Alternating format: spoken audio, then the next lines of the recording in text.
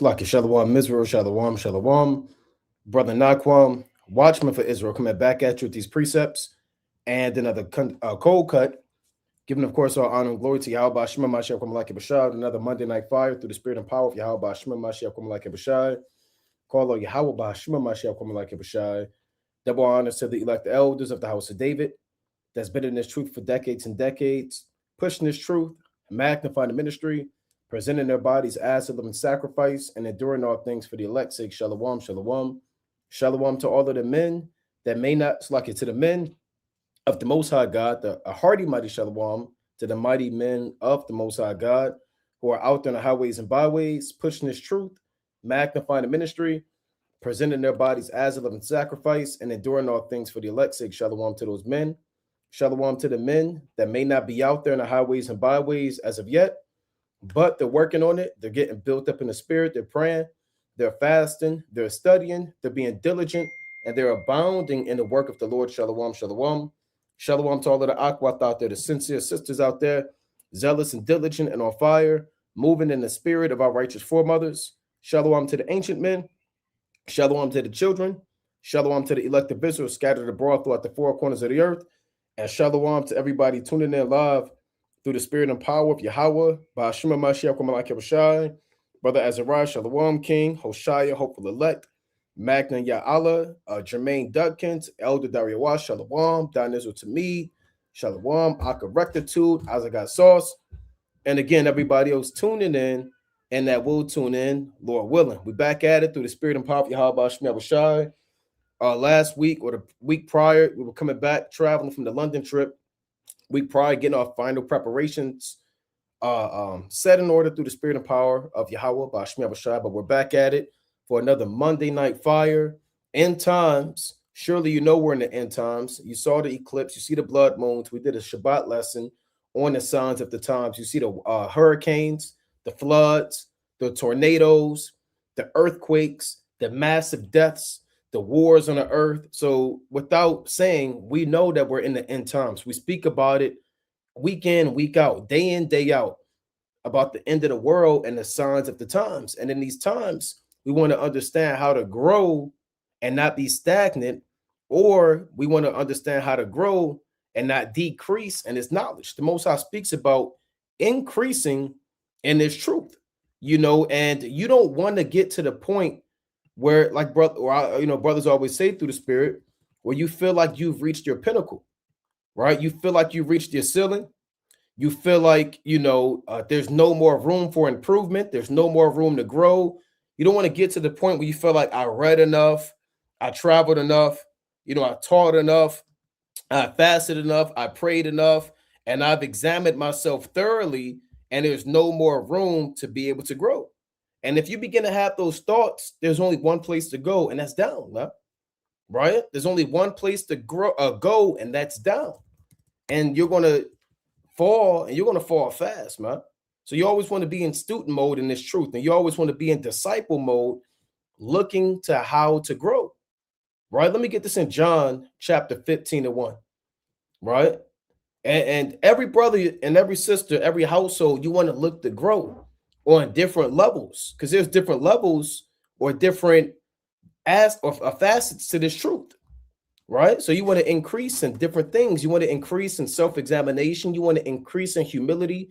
You want to learn how to grow in brotherly love. You want to learn how to grow in exhortation. You want to learn how to increase in prophecy. You want to learn how to grow as a servant of the Most High, as a brother, all in all. So this is John 15:1. I am the true vine, and my Father is the husbandman. Every branch in me that beareth not fruit, he taketh away. And every branch that beareth fruit, he purgeth it, that it may bring forth more fruit. So the Father's the husbandman. He's the one who has planted man in the earth, right? He has planted briars in the earth, thorns in the earth. He has planted willow trees, oak trees, and I'm speaking parabolically of man. He has planted man in the earth. Now, the chief of the wood of the earth is the vine. Even it tells you that in 2 Ezra 5.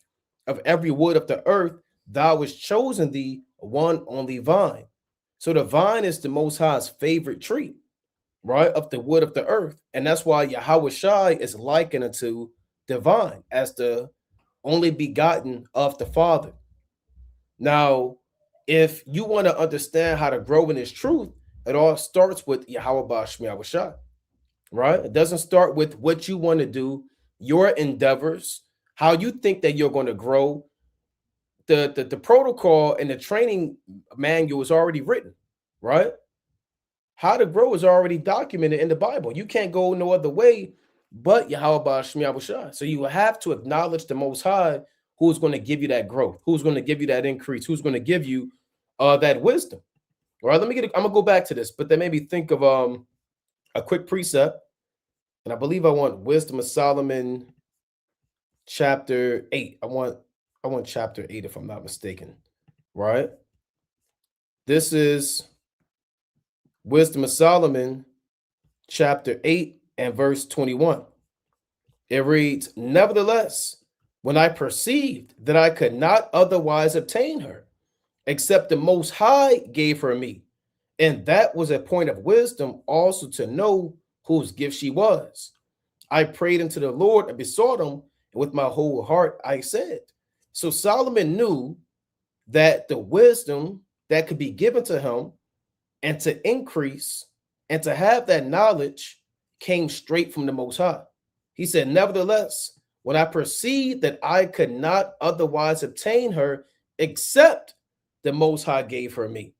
So you can't obtain an increase unless the Most High allows it. So you have to acknowledge the Most High. You have to acknowledge Yahweh Bashmi Awashai. You have to pray to the Most High for that increase. And you have to be sincere if you want to grow in this truth. You can't be looking for an increase to one up a brother, or to flex your knowledge, or to win a debate, right? Or to oppress people with the word of the Most High, or use the word in a manipulative fashion to extort people out of their money, to mentally abuse people, to put yourself in a position of authority.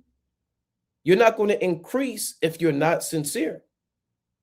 And if you are sincere, acknowledge the Most High, who has the authority to give you an increase. He also has the authority to take away that from you. And that was a point of wisdom, also to know whose gift she was. Because who does wisdom belong to? It belongs to the Most High. That's where wisdom comes in. And understanding, knowing that however I'm going to grow, man, I have to fear the Most High, be obedient to the Most High, so the Most High can give me that increase. And I have to acknowledge the Father and the vine. Let's go back to John 15 and 2, right? St. John 15 and 2. "Every branch in me that beareth not fruit, he taketh away. And every branch that beareth fruit, he purgeth it, that it may bring forth more fruit." You see that? So we have to be the branches that abide in the vine and bring forth fruit. And you can only bring forth fruit if you live in Yahweh Bashmi Awashai. That's what he's saying. You have to be in the vine. You have to be attached to the vine. It has to be the source and where you get your nutrients from, your minerals from, your water from. You have to be attached and fixed to Yahweh Shai in order to bear forth fruit. A lot of times, brothers, they go into other books. They're dealing with other philosophies. They're dealing with other doctrines. If you want to grow as an Israelite in the last days, you have to put Yahweh Bashmi Awashai on the forefront and live in his word. And when you find out about this truth, it's not just knowing that you're an Israelite and knowing the word. You have to live this, man. You have to apply these precepts. You want to apply what you're reading. Don't just read just to say you read, or you're reading to confound somebody, or you're reading to one-up somebody.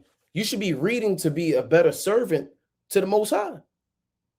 And if you're a better servant to the Most High, you'll find your other roles as a man of the Lord also increasing. You'll find out that you'll become a better brother, a better father. You'll be a better husband, right? You'll be a better friend. You'll be a better counselor, right? You'll be more responsible. You'll have more understanding. If your priority is being better servant to the Most High. You make that your priority, and everything else is going to fall in line.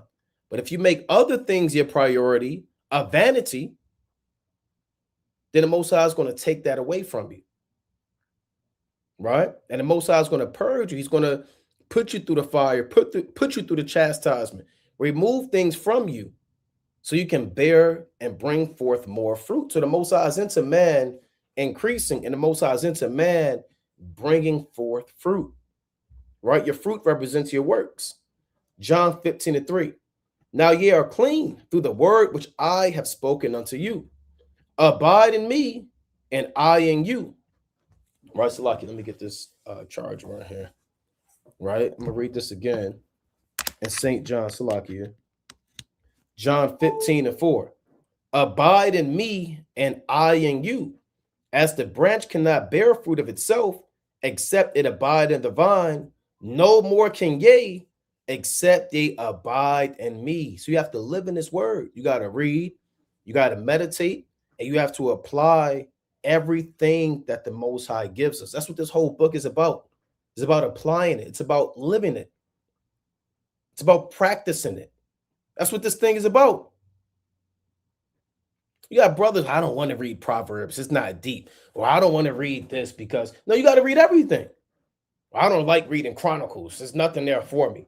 You would be a fool, man. You got hidden gems, hidden lessons, wisdom, practical knowledge, things written for your learning to learn how to move, how not to move. You have to abide in this Bible. John 15:5. I am the vine, ye are the branches. He that abideth in me, and I in him, the same bringeth forth much fruit. For without me, ye can do nothing. All right. And you got to ask, brothers, are you really living in this word? If you expect to grow as an Israelite and all you do is just watch videos, but you don't read, you don't meditate, you don't examine yourself according to the precepts to change your behavior, then you're not going to grow. You're going to fall out this thing. This truth is not just about watching YouTube videos. Now, the Most High did give men understanding to be able to do lessons and to be able to break this word down and to be able to be teachers in the last days, many men. But you also have to understand that the spirit of the Most High is going to sup with you through other avenues.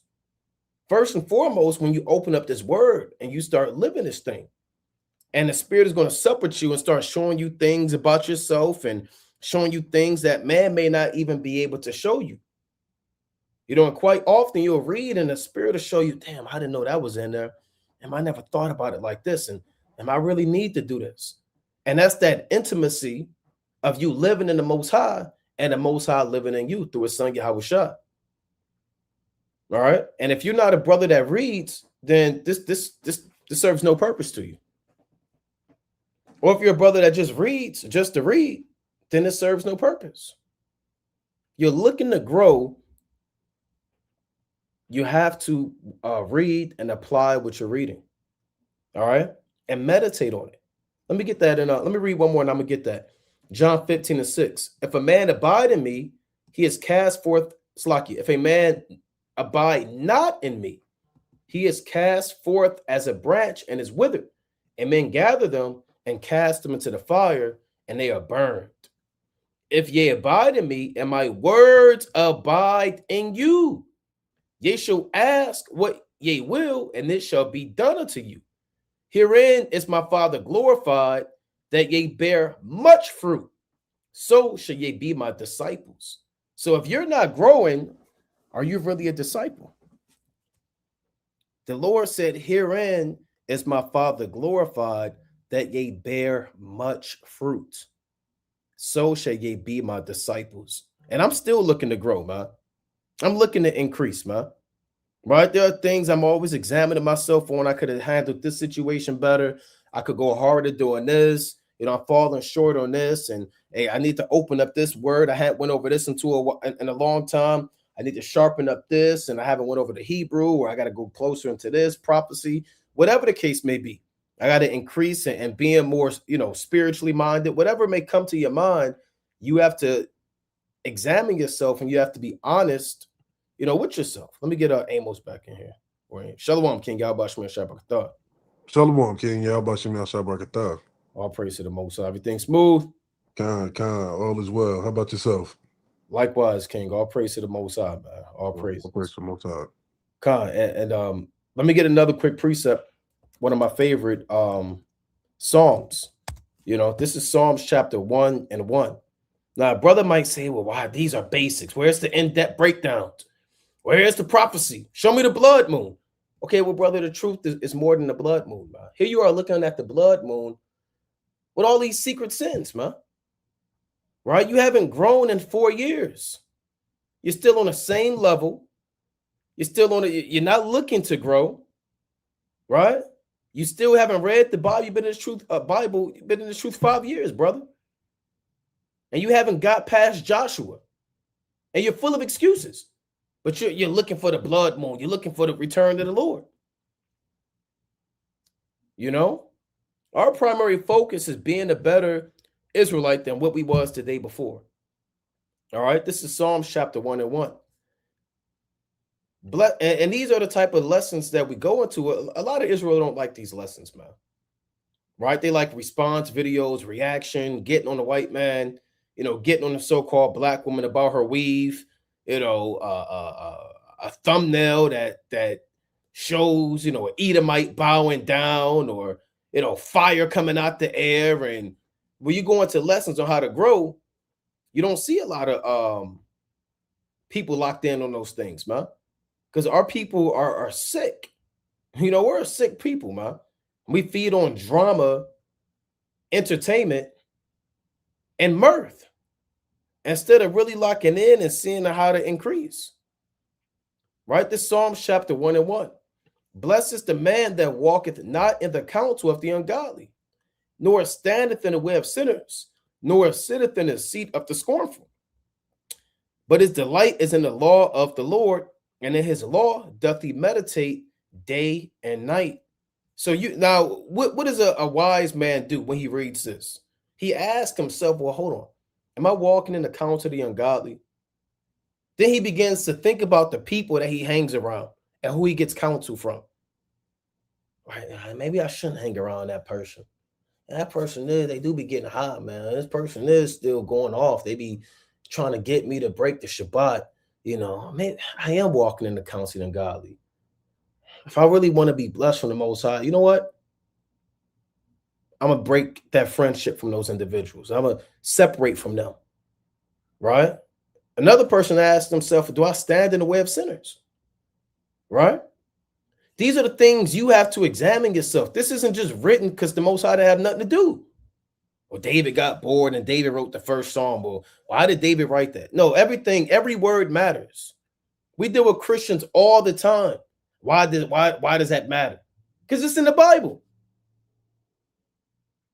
People like to isolate. You got people that just walk around with the book of John, Proverbs, and Psalms all day. They like to hone in on one part of this meal, man. You got to have a well-balanced diet. You got to eat everything. The Lord told Ezekiel to eat the whole roll. He didn't say eat half the roll, eat 25% of the roll, kind of pick and choose what you want. He said, eat this whole roll. You know? And back to the topic, you're not going to grow if the people that you around you are thorns and briars. They even tell you that concerning fruit. If you got a spoiled apple or a spoiled damn orange or whatever, if it's around the other good oranges, it's going to spoil those oranges. You're not going to grow. All right?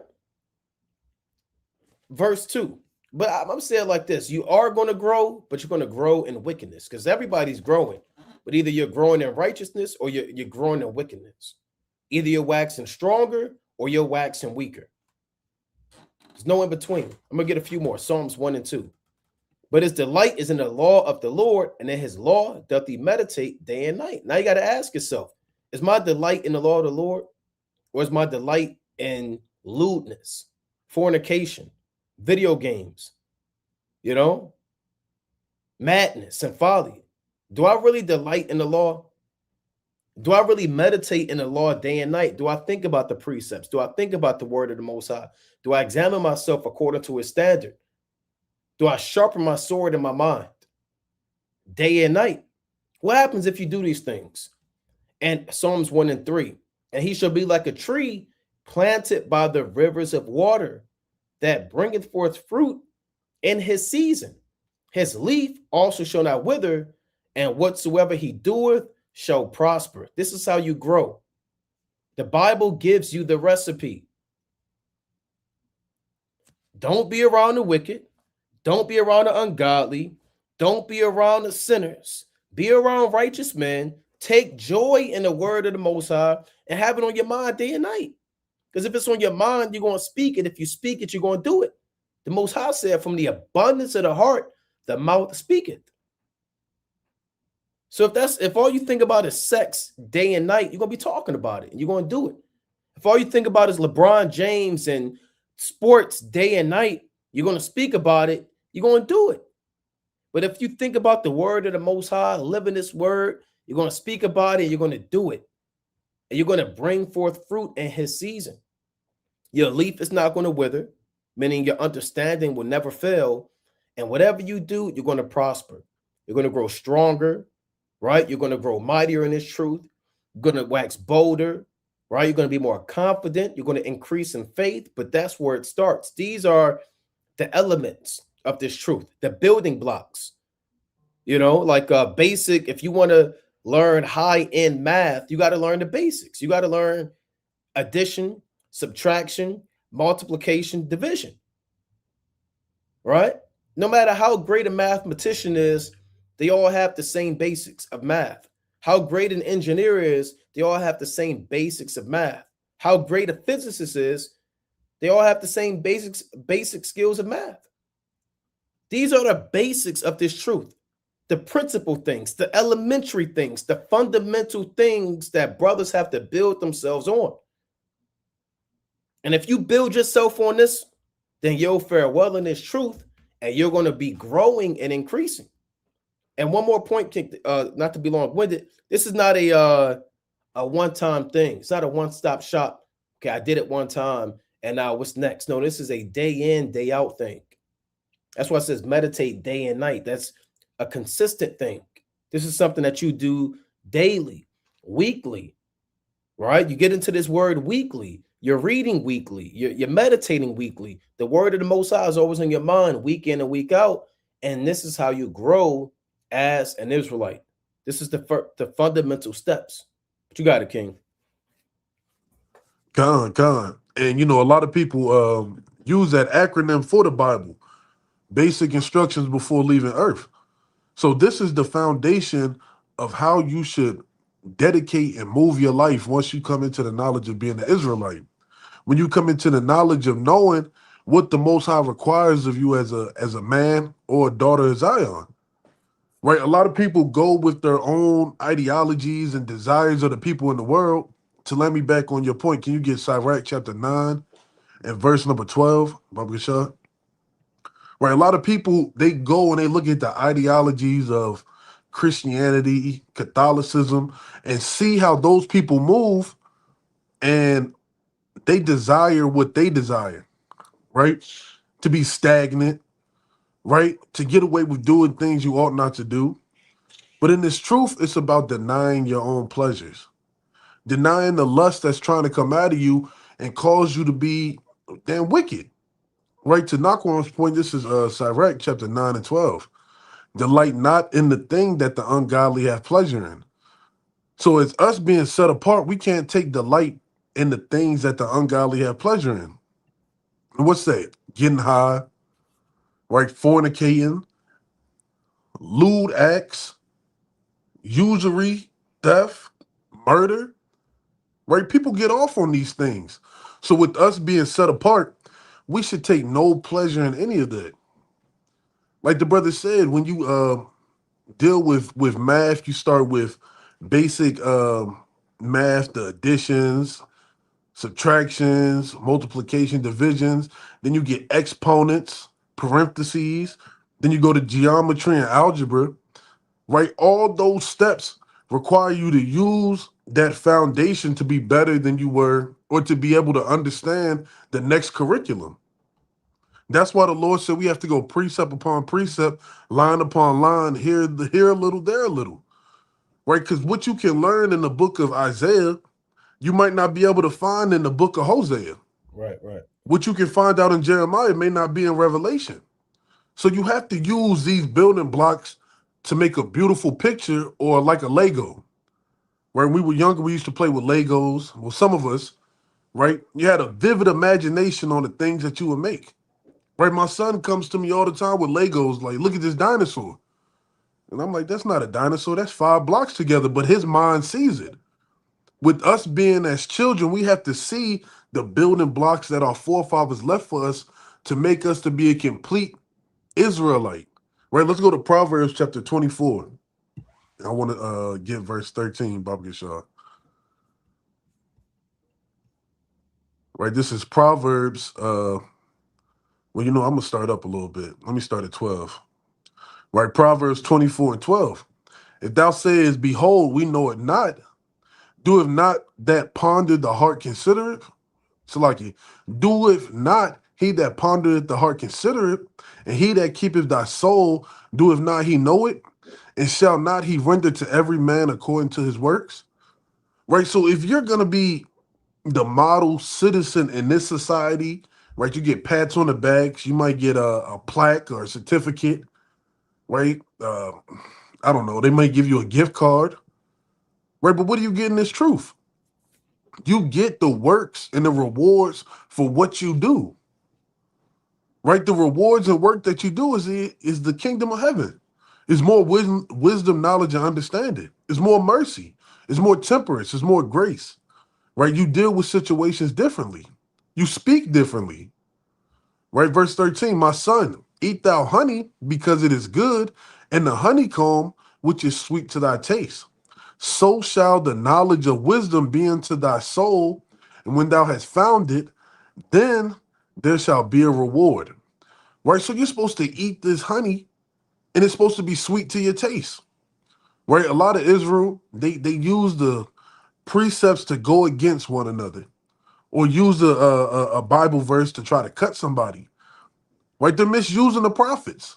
Right. They're misusing the words of the Lord. This isn't used to be a debate tactic and I don't know, a damn shield and sword when you're fighting your brother. Right? This is supposed to be your reward so that you can get knowledge, wisdom, and understanding in these last days.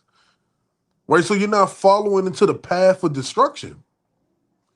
And thy expectation shall not be cut off. Right? And a lot of people don't love the taste of honey. Right? They don't sup with the Lord. Right? When the Lord is knocking at the door, they don't sup with him and eat the honeycomb with him. Right? Their mind goes somewhere else. Right? They're thinking about the vacation they got going on in the next 2 months. Instead of desiring the things that you should be working on and strengthening that's ready to die, your mind is somewhere else. Right? The Lord, let's get Revelations 3 and 20, not to get too many, right? So the Lord is going to come and sup with you and knock at your door and give you the understanding. Right? He doesn't do that for every Israelite. Right? It's a select few who get the knowledge, wisdom, and understanding that the Most High has given them. Right? Though Israel may be as the sand of the sea, only a small remnant is coming home. So you have to count it all joy when you see that you're part of that small remnant. And don't let the cares and the ways of this world, demons, things that are sent forth to deter you from this truth, stop that.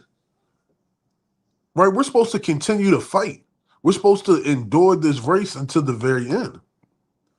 Right? This is Revelation 3 and 20. Behold, I stand at the door and knock. If any man hear my voice and open the door, I will come in and will sup with him and he with me. What's greater than sitting down and eating with the Lord? I can't think of anything. Right? Dinner is an intimate situation. Right? When you're trying to get to know a woman, you take her out to dinner. Right? You have small dinner talk. Right? Not too long ago, Families used to sit at the dinner table and eat together, right? That's when everybody spoke about how their day was, what happened in school, what happened at work, big announcements, right? The father come and sit at the table.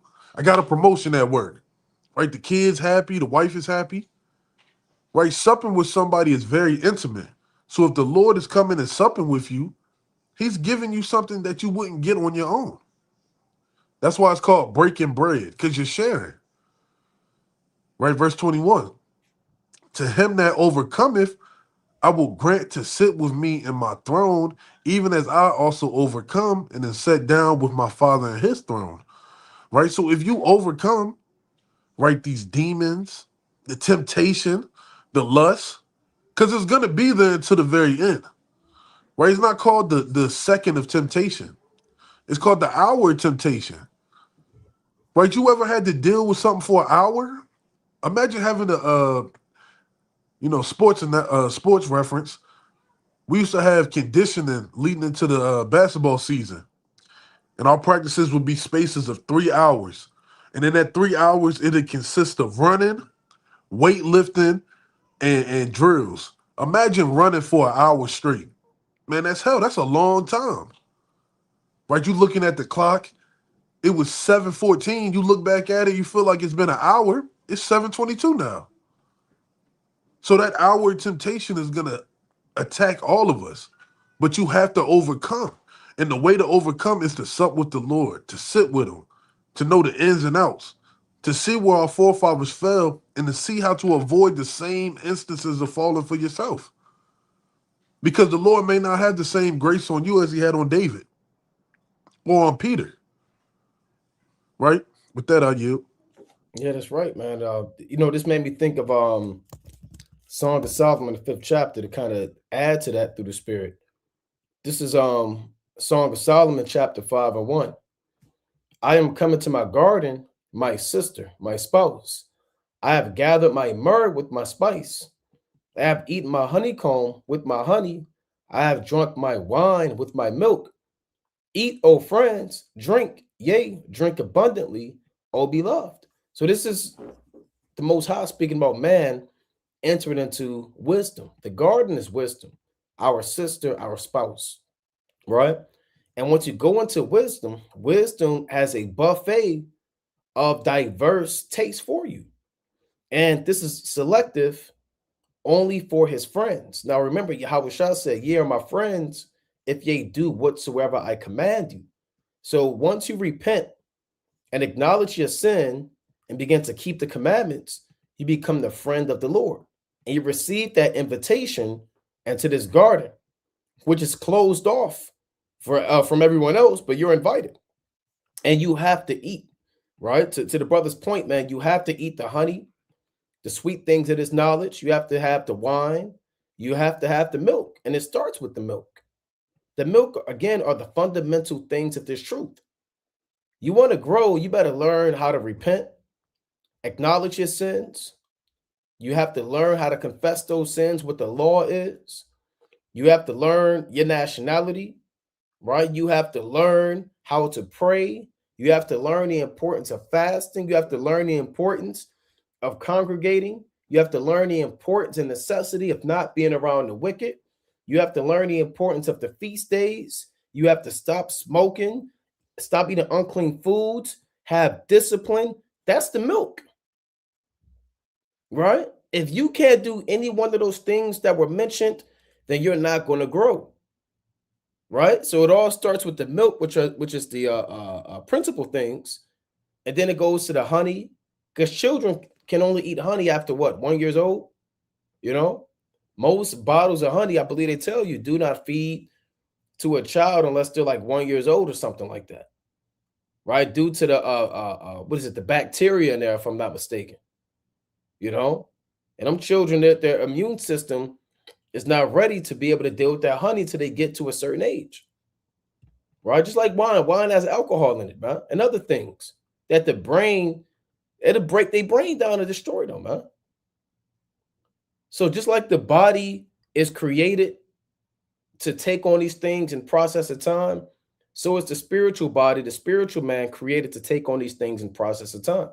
Babies need milk because they don't have bones. They have cartilage, right? So they need that milk, that vitamin D to help them grow, right? So you have to go into this garden, and which is this word, and begin to eat.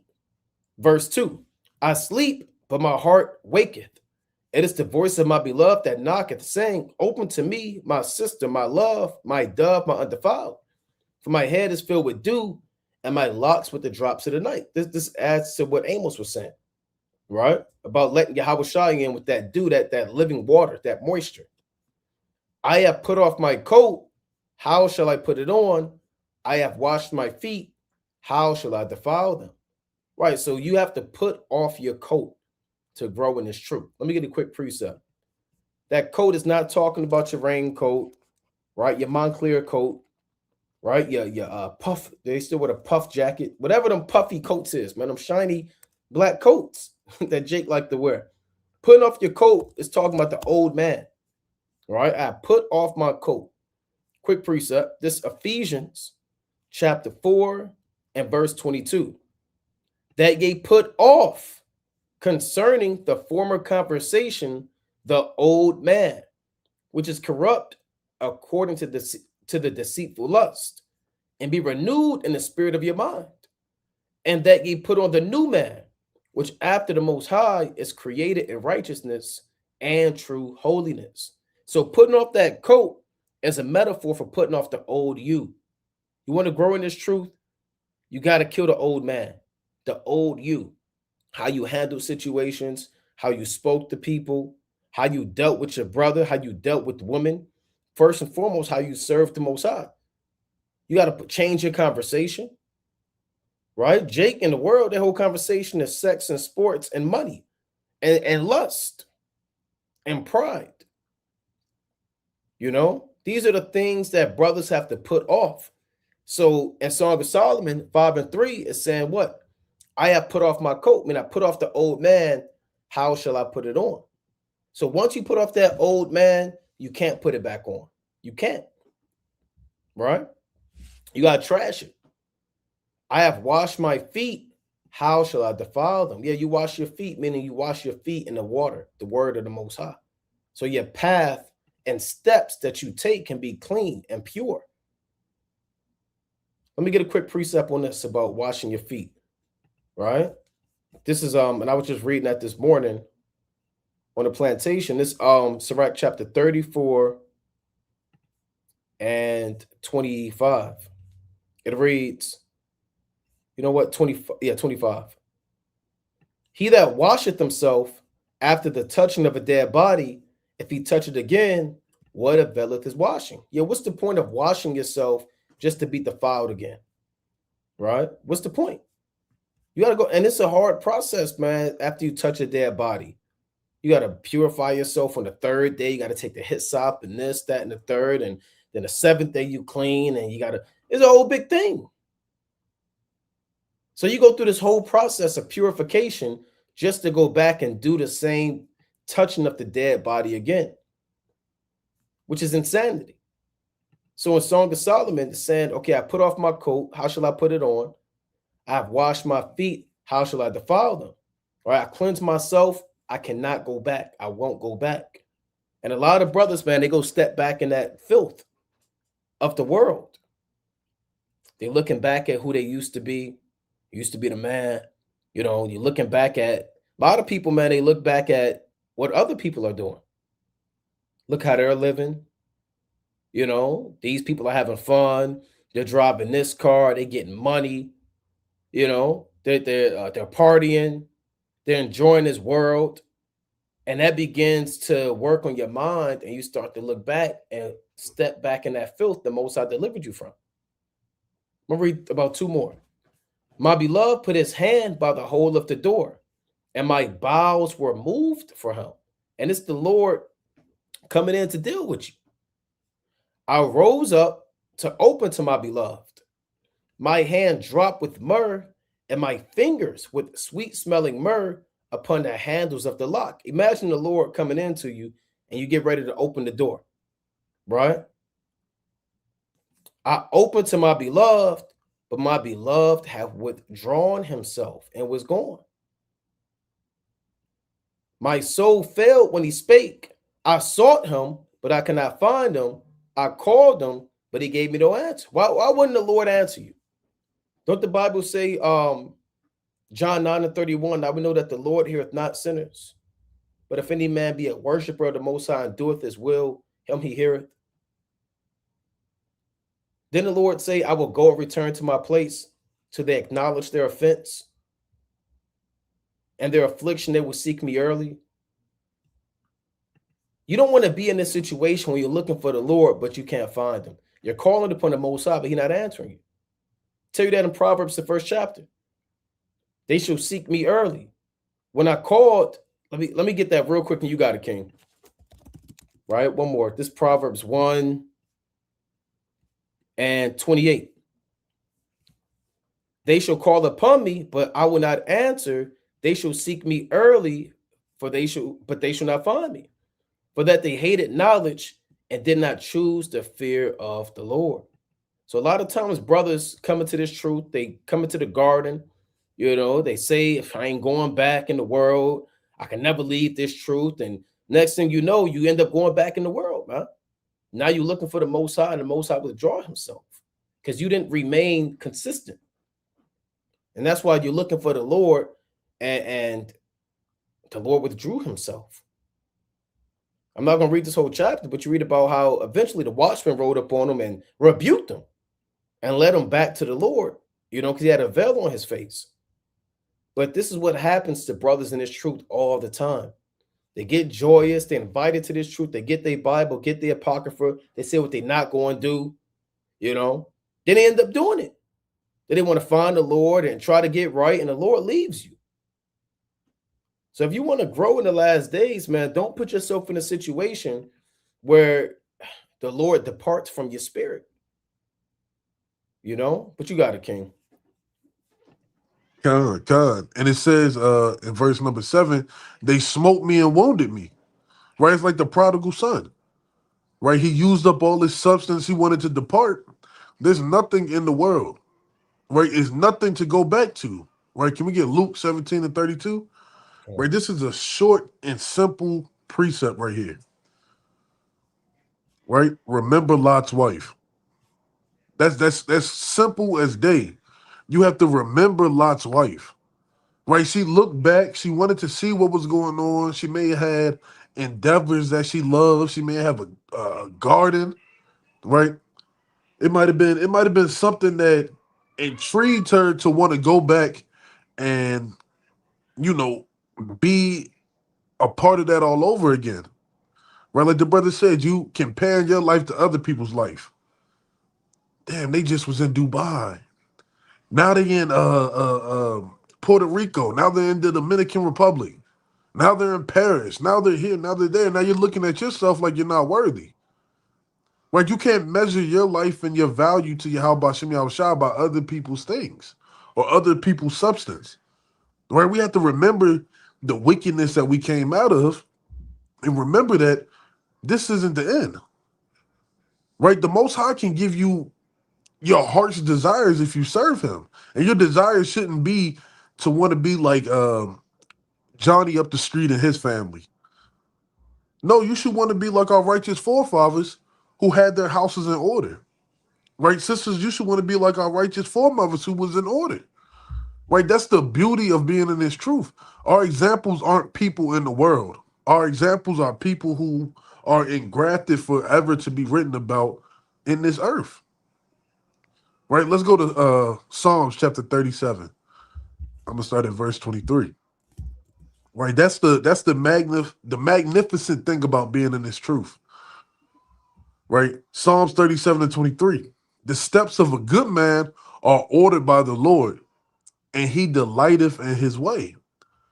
Right, so though you may fall and slip and feel like you're worthless, because when you go off, you feel worthless.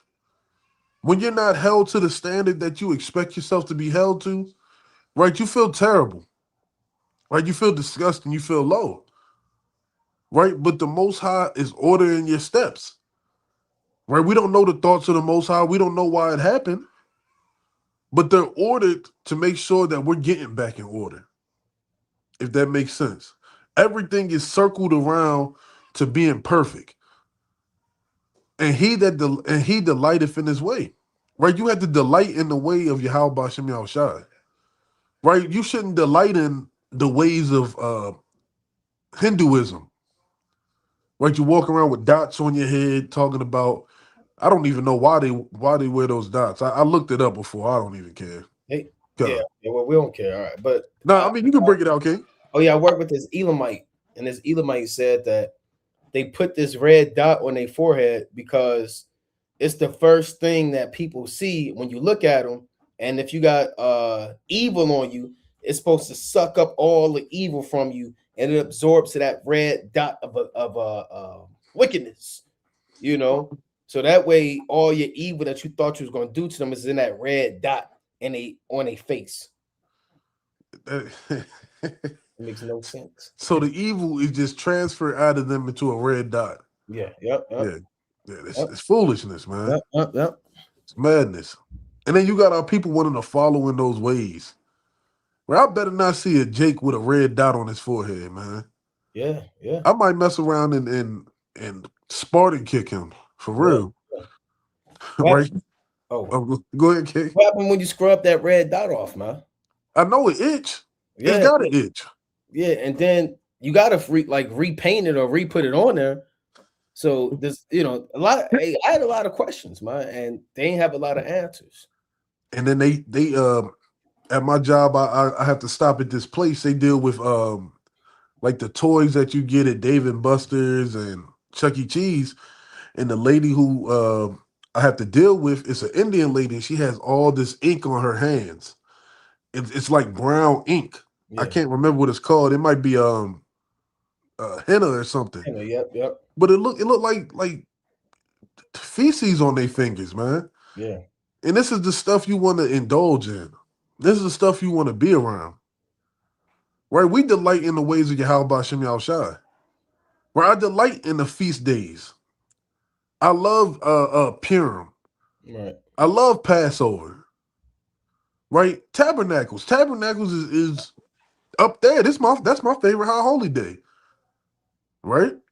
So you have to delight in the ways of the Lord. As much as we delighted in the ways of this world, we have to delight in it 10 times more when we're serving the Lord. Right? Though he fall, he shall not be utterly cast down. Right? Though you may fall and trip and, bust your head open, you're not cast down.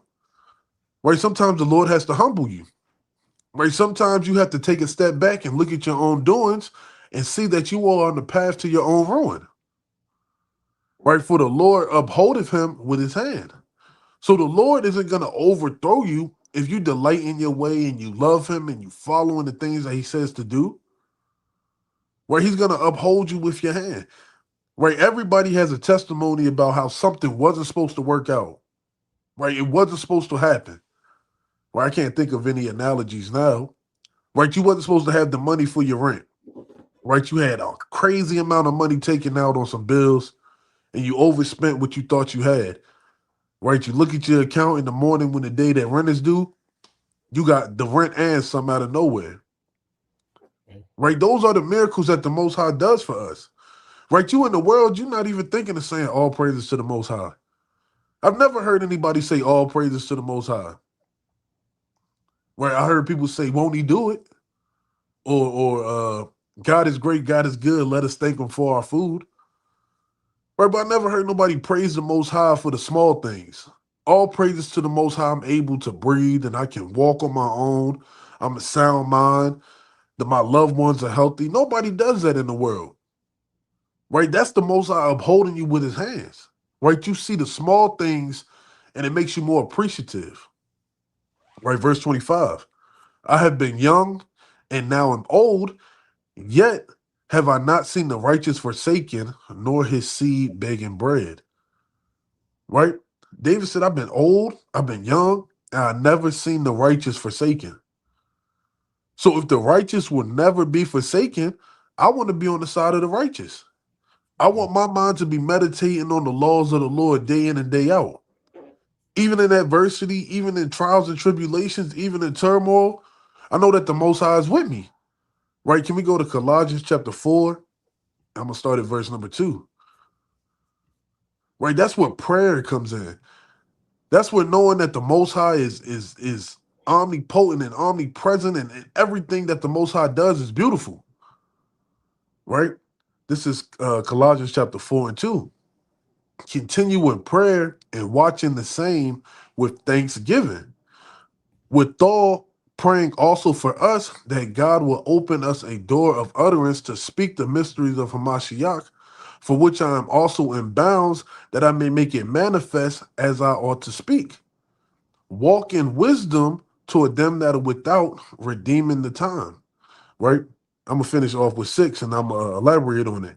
Let your speech be always with grace, seasoned with salt, that ye may know how ye ought to answer every man. Right? So you have to always continue in prayer and giving thanks in the same.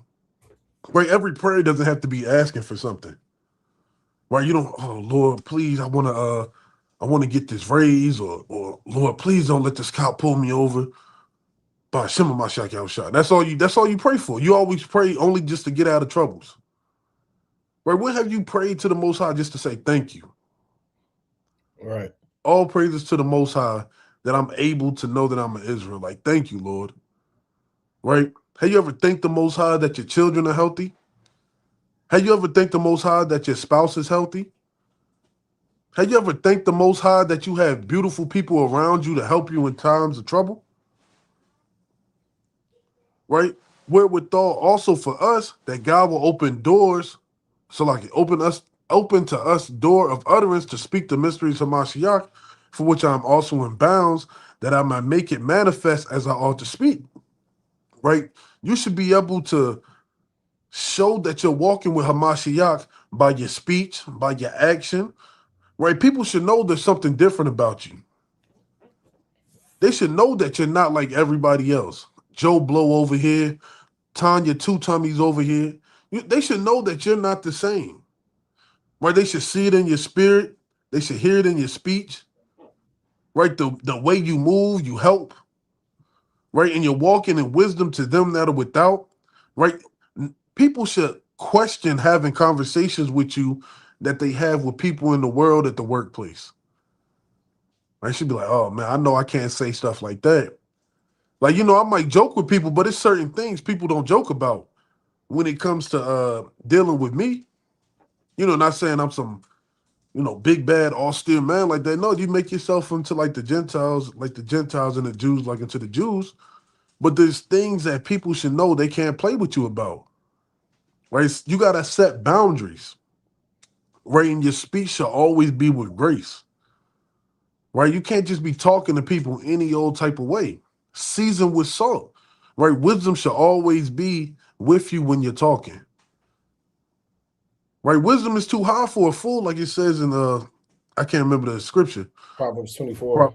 Pro- Con. I was actually about to go to that. I was in Proverbs 24 a lot. Because I was gonna go to Proverbs 24 and 16. But right, wisdom's too high for a fool.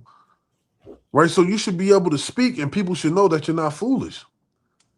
That you should know how to answer every man. Right? According to the grace that the Most High has given you, you should be an oracle of Yahweh Shem Yahushai. You can speak the precepts without bringing out the verse. You should be able to elaborate and give people wisdom, give people counsel, because you're always speaking with salt. You're always speaking with grace, right? You're not moving as a fool, right? You're not moving as one who just beat it for the air, right? Everybody knows that one person, whenever they talk, it's like, God damn, can this dude just hurry up and finish? Right? Shut his mouth. Right? One more and I'm going to pass it, King. No, I've been long-winded. Sirach 39 and verse number 1. That's a spirit. I was about to get that. God. Right, this is Sirach chapter 39 and verse number 1. But he that giveth his mind to the law of the Most High and is occupied in the meditation thereof will seek out wisdom of all the ancient and be occupied in prophecy.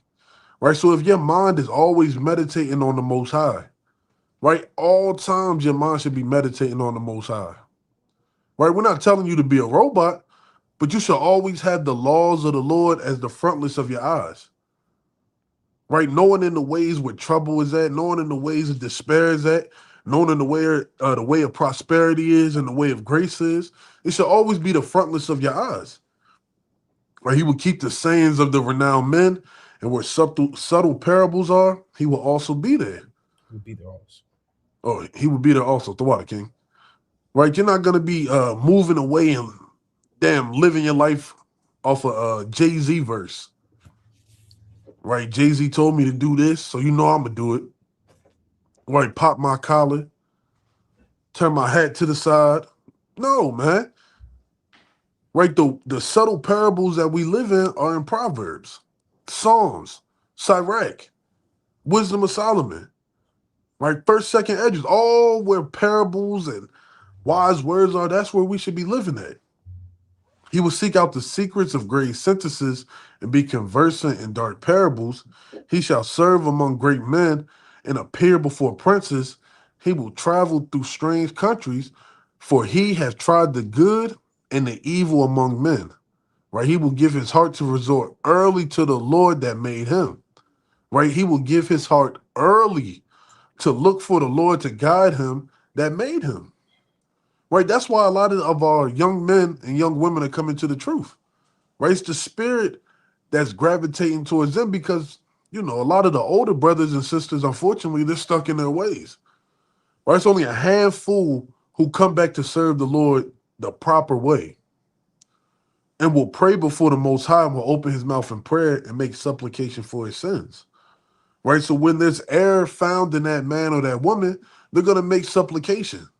Right? They're going to make it right.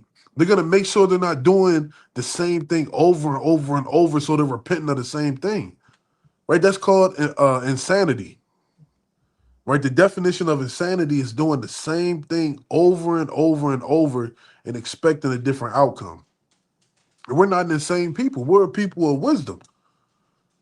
Right? We're a nation of kings and priests. I'd hate to be under an insane king. Right? Shoot, we under an insane king right now. Right? So use that wisdom and make sure that your mind is always conversing in the laws of the Lord, that you're not slipping and falling every 30 seconds. Where you just walk around, woe is me. Right? But you got it, King. God, that's right. That's right. That's right, man. Let's go to I want to get Ecclesiasticus chapter 6. Right. Then I want to get another quick precept. This Ecclesiasticus chapter 6 and verse number 18. Right. So right, 6 and 18. My son, gather instruction from thy youth up, so shalt thou find wisdom till thine old age.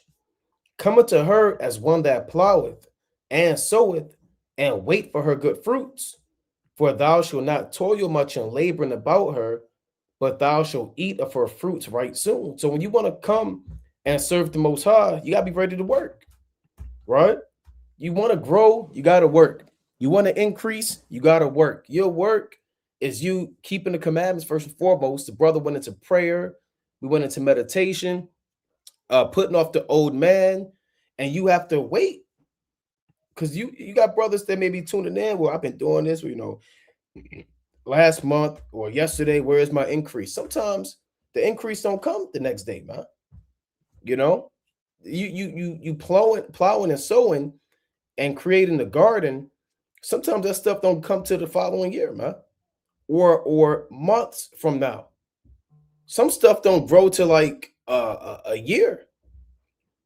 So you want to grow, you also have to have realistic expectations, because the Most High likens us unto trees, unto palm trees, and onto these different sources of nature that grow in their season. The Lord said, "For thou shalt not toil much in laboring about her, but thou shalt eat her fruits right soon. She is very unpleasant to the unlearned, and he that is without understanding will not remain with her." So wisdom, like a righteous woman, might vex the a Negro, man, just a worldly Negro. See, this righteous sister, she want to pray, she want to read, he want to get high, he want to turn up. She want to fast and keep the Passover. He want to do Halloween and go trick-or-treating. So she's very unpleasant because her spirit is of the Most High, and that man's spirit is of the world. So if you want to grow in this thing, you gotta be ready to deal with wisdom, you know, and wisdom is going to prove you and try you. Because as you first come into this truth, it's difficult because you're fighting off strong demons, right? That desire to get high, that desire to go to, these worldly parties and clubs, that desire to be around a worldly family and do those events. And the Most High begins to test you. All right. And you still receive tests and trials even after you pass those initial tests. Right. But if you are vexed by those temptations instead of knowing it's of the Most High, then you're going to give heed to those temptations. All right. Verse number 21. She will lie upon him as a mighty stone of trial, and he will cast her from him ere it be long. And that's what men do. That's why men don't grow. Because wisdom is going to lie upon you like a mighty stone of trial. You got to bear that discipline. You got to bear the weights and the discipline that comes with serving the Most High. The fool says, man, this is too heavy for me. This is too much for me. And he casts wisdom afar off instead of dealing with it. For wisdom is according to her name, and she is not manifest unto many. Give ear, my son, receive my advice, and refuse not my counsel. And put thy feet into her fetters, and thy neck into her chain. You got to be a slave to this truth. You want to grow in this knowledge, you got to be a slave to this knowledge. Right?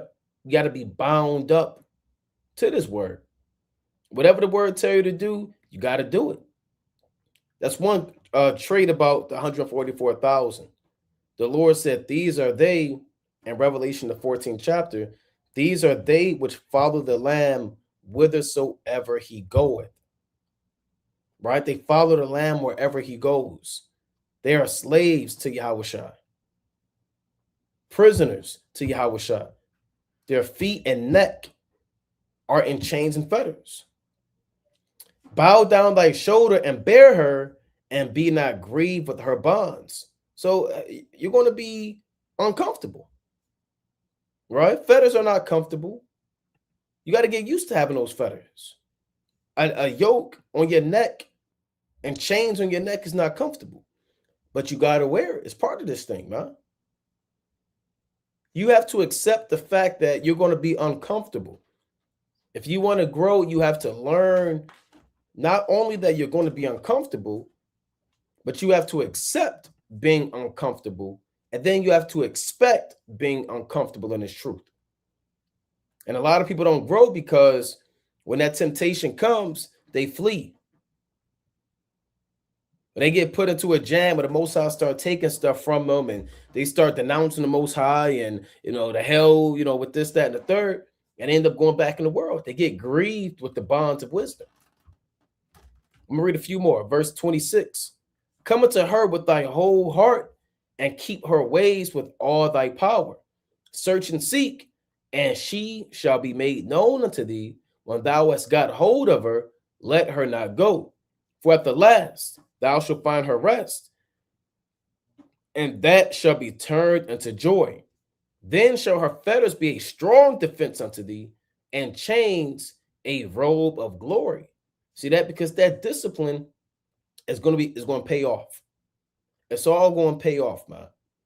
Right? All that discipline of you leaving the world, the discipline of you keeping the feast days, keeping the holy days, learning how to say no to wicked men. No, I'm not going out to get high with y'all. No, to wicked whores. No, I will not do X, Y, and Z with you.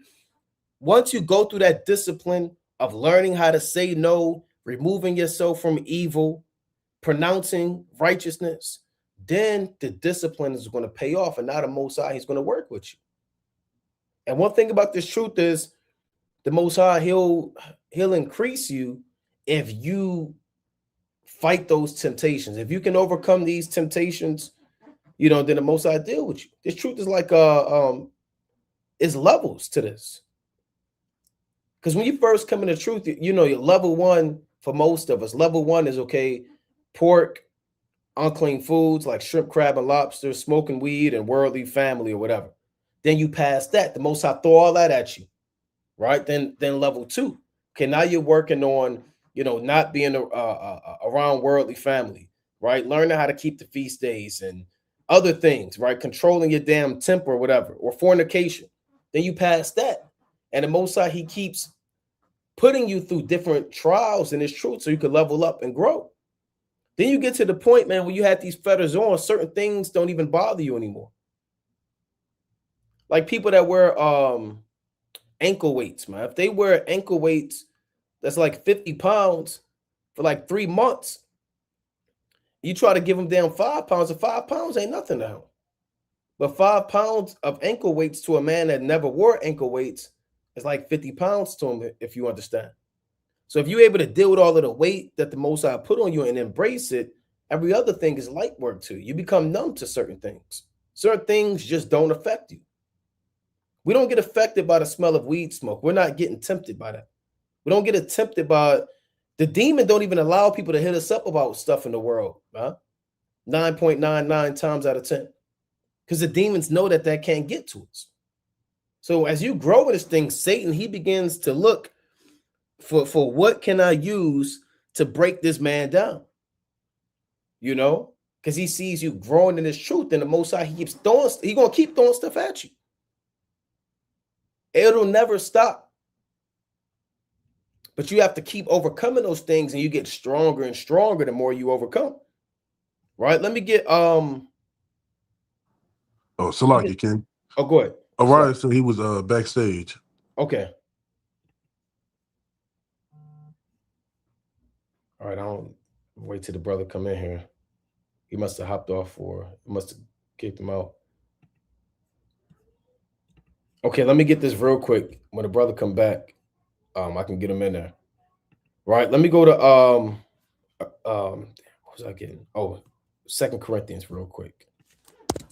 Right. 2 Corinthians. Let me see if he's back there. Okay. All right, 2 Corinthians chapter 12 and verse number 12 and 9. And he said unto me, my grace is sufficient for thee, for my strength is made perfect in weakness. Most gladly, therefore, will I rather glory in my infirmities, that the power of Mashiach may rest upon me. So you want to grow in this truth, you have to learn how to glory in your infirmities. This is a veteran move right here. Right? That's a veteran move. Like when you back to sports analogy, if you play quarterback, you get to the point, man, you could do a no look. You see some of these top guys, they could do a no look pass, man. They could pump fake. They could do stuff to throw the defense off. They have veteran moves. You got boxers, they got veteran moves. They'll feign a hook and throw a jab. You get to a certain point in this truth, you growing, you begin to glory in your infirmities. It's not something that you do when you first come in. First, you come in this truth, you're like, why is this happening to me? I got to deal with this. Then you want to get to the point as you grow. A good sign of growth as an Israelite is you glory in your infirmities. The hell that you catch, you thank the Most High for it. You say, Thawada Yahweh Bahashmi Abashai, for the hell that I'm catching. Rather, it's a financial infirmity, a spiritual infirmity, a mental infirmity. You thank the Most High for those infirmities. When you start getting all worked up, that's how you know Satan got you. But when you glory in that, Satan's like, well, what can I do with this man? I can't touch him. Whatever I give him, he just glories in it and gets stronger. And you're only able to do that by the power from Mashiach. Right? Verse 10. Therefore, I take pleasure in infirmities, in reproaches, in necessities, and persecutions, and distresses for Hamashiach's sake. For when I am weak, then am I strong. And this is meat right here. Right? It's tough, man. It's easier said than done to take pleasure in infirmities because you're thinking about everything carnal. Right? It's hard to take pleasure in being disrespected, being reproached, necessities, things that you need and stuff that you don't have. And it's easy to Like, man, I don't have this, man. What am I going to do? But the glory in that, you're on a different level. Persecutions, distress, right? You want to grow in this thing, learn how to take pleasure in infirmities and use the precepts to strengthen you. And then you become numb to a lot of those things. And these things don't throw you off anymore because you went through it already. I mean, damn, like the brother said, how many times have you been short on your rent or payments and the Most High just made a way? If that happened to you 6 times, the 7th time you expect it. You expect the victory, like the scriptures say. Been there, done that. The Most High had me. I ain't tripping. That's a good sign of growth. So it's good, and you wouldn't have that faith if you never went through it those other times. So the Most High got to put you through these things so it builds your faith up. That's what Romans 5 is about. Glorying in tribulations, knowing it worked patience, and patience experience, and experience hope, and hope maketh us not ashamed. You want to get to the point where you catching the hell, you're going through this, and you just like, I expect the victory. Been there, done that, man. Right? Ben caught hell, the Most High saved me from that. Ben did this, the Most High saved me. What's next? And you feel invincible. Right? So you want to get to the point, man, whenever you feel weak, really you strong because you're resting in the power of Yahweh Ba'ashmer Shan. You're just waiting and knowing that the Most High is going to deliver you.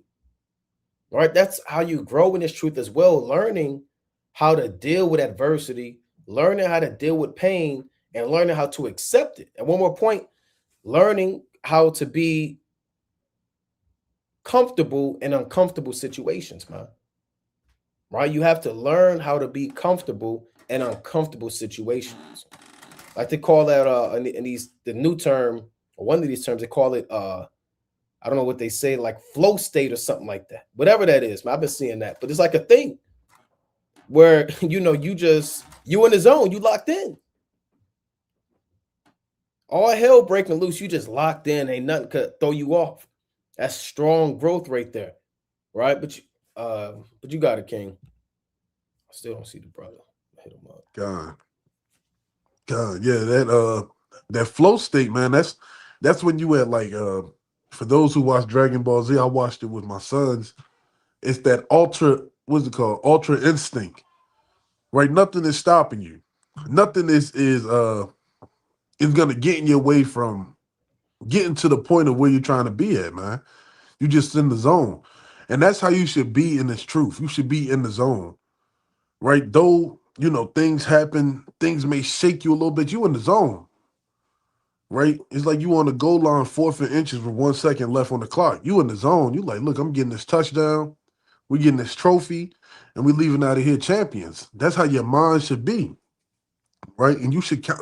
Let's go to James chapter 1 and 2, right? You should count it joy when you go through these diverse temptations, right? When you get shaken a little bit, it should be joyful to you, right? Because what's a life without joy and pain, right? That's a just balance right there. You got to be able to feel it to know how beautiful it feels to be in a joyful state.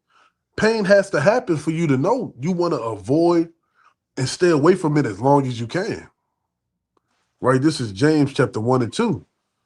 My brethren, count it all joy when you fall into diverse temptations, knowing this, that the trying of your faith worketh patience, right? So I'm not telling you to damn do backflips because your car don't start up, right? Or damn start break dancing in the middle of the street. People think you having a damn mental breakdown, but you should be thanking the Most High, right? Because Satan wouldn't be trying to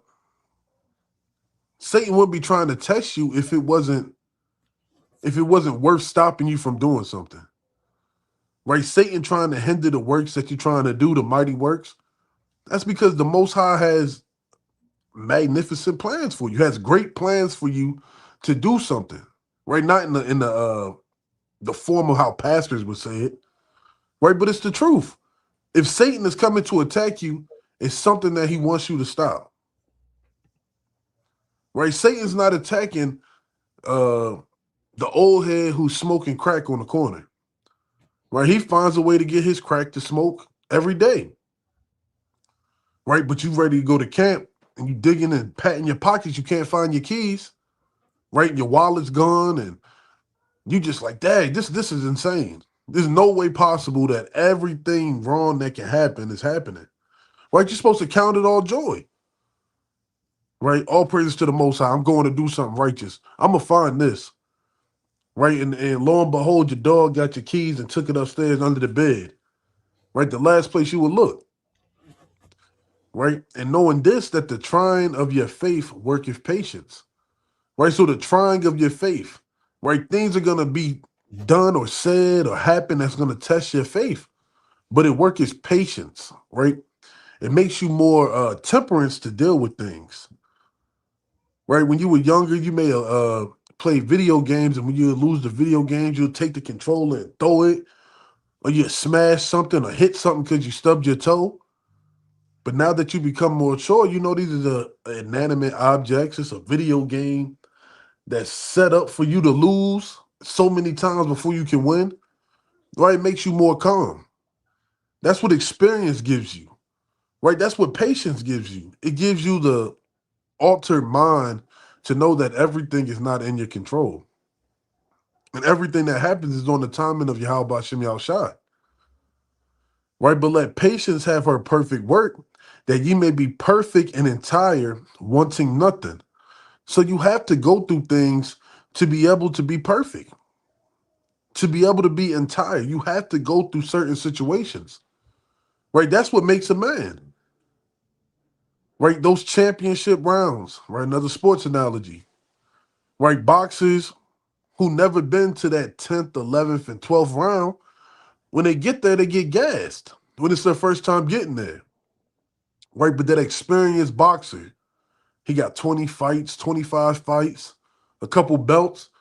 He knows he got to pace himself into those last rounds because that's when it really counts. When you damn exhausted, right? You don't know what to do.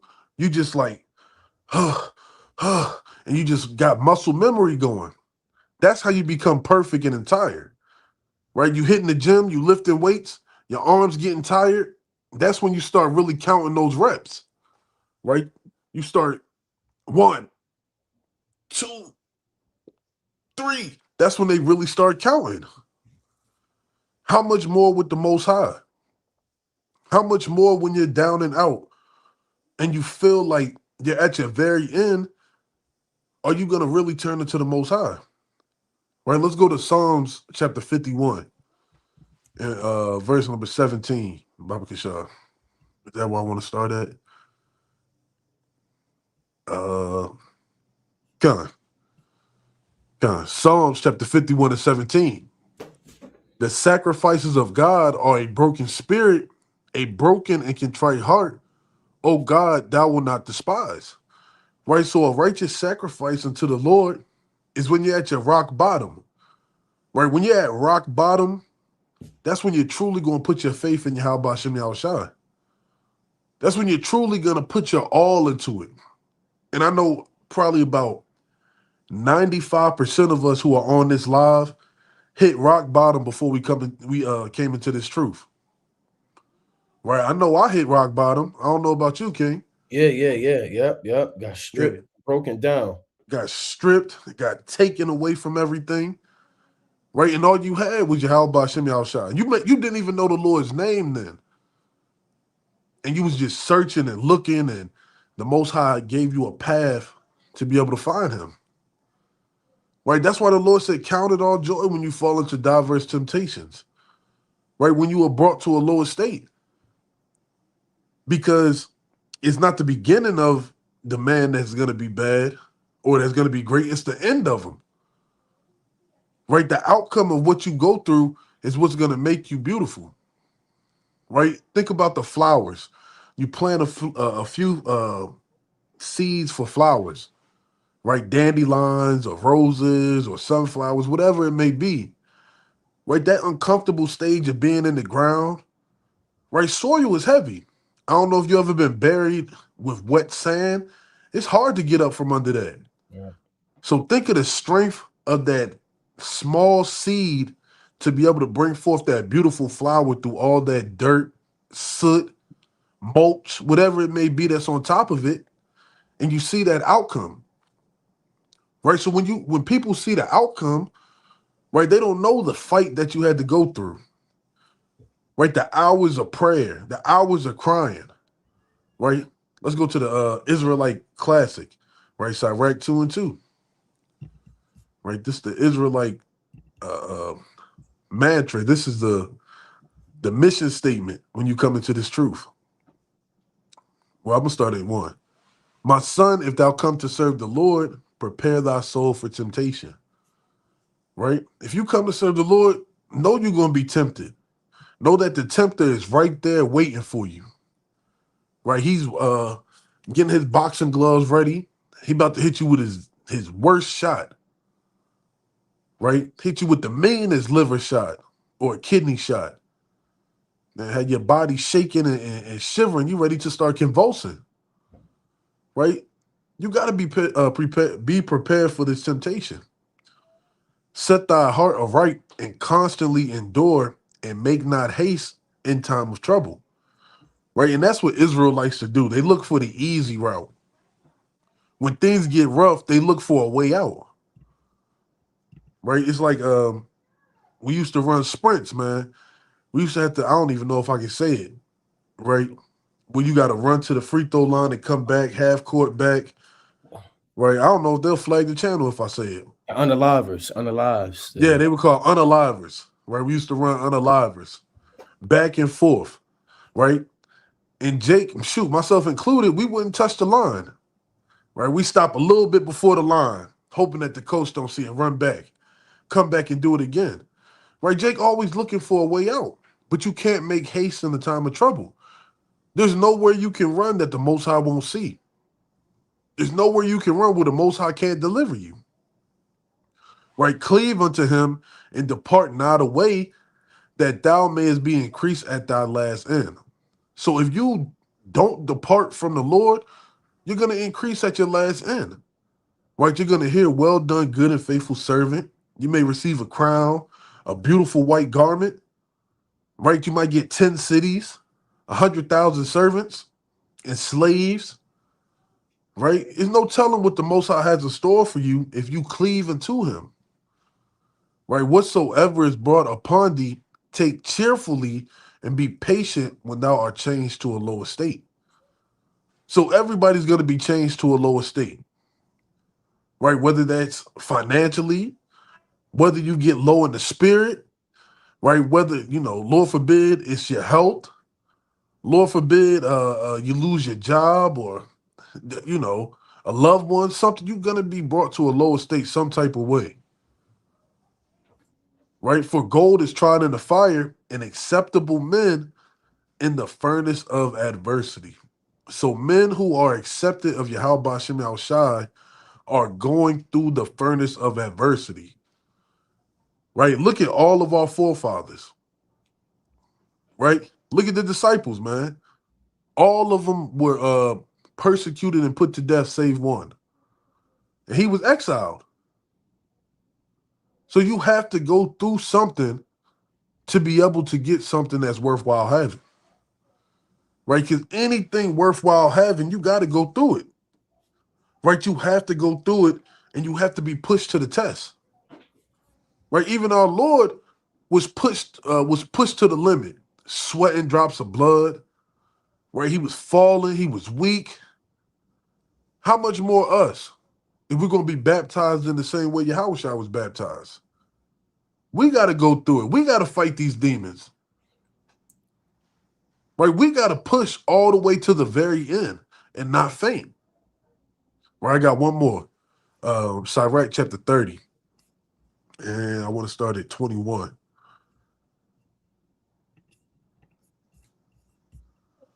And this is a good lesson right here, man, because while things are calm and quiet throughout Israel, right? It's a time to immerse yourself in videos about growing, right? Like the brother said earlier, Israel, they like drama, man.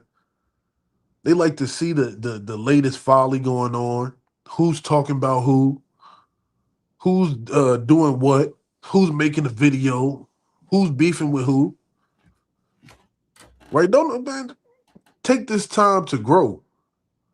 Right? Take this time to love yourself. Right? Watch these videos that are beneficial to your soul, not these folly videos.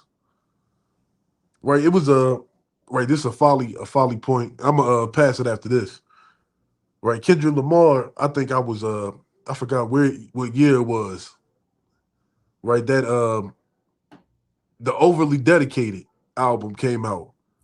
Right? That was a long time ago. Yeah, Where I think I got my first apartment when that came out. And he had a song called "Cut You Off." I don't know if you remember that. I remember that. Yeah, yeah. Yeah, that That you was boo boo. around, yeah, yep, yep. Yeah, that joint. And he always was talking about like what Jake was into, always talking and trying to flex and just a Right, whole bunch of folly and vanity, man. And you feel that. It's like, man, shut the you know what up. Don't nobody yeah, want to hear it. right. Right? This is the time when you take to really immerse and grow in this truth, right? So this is what they would call idle time, right? Because it's not a lot going on, not a lot buzzing, right? Take this idle time to increase in knowledge. Right. Take this idle time to increase your spirit more than it was before, right? This is Sirach 30 and 21.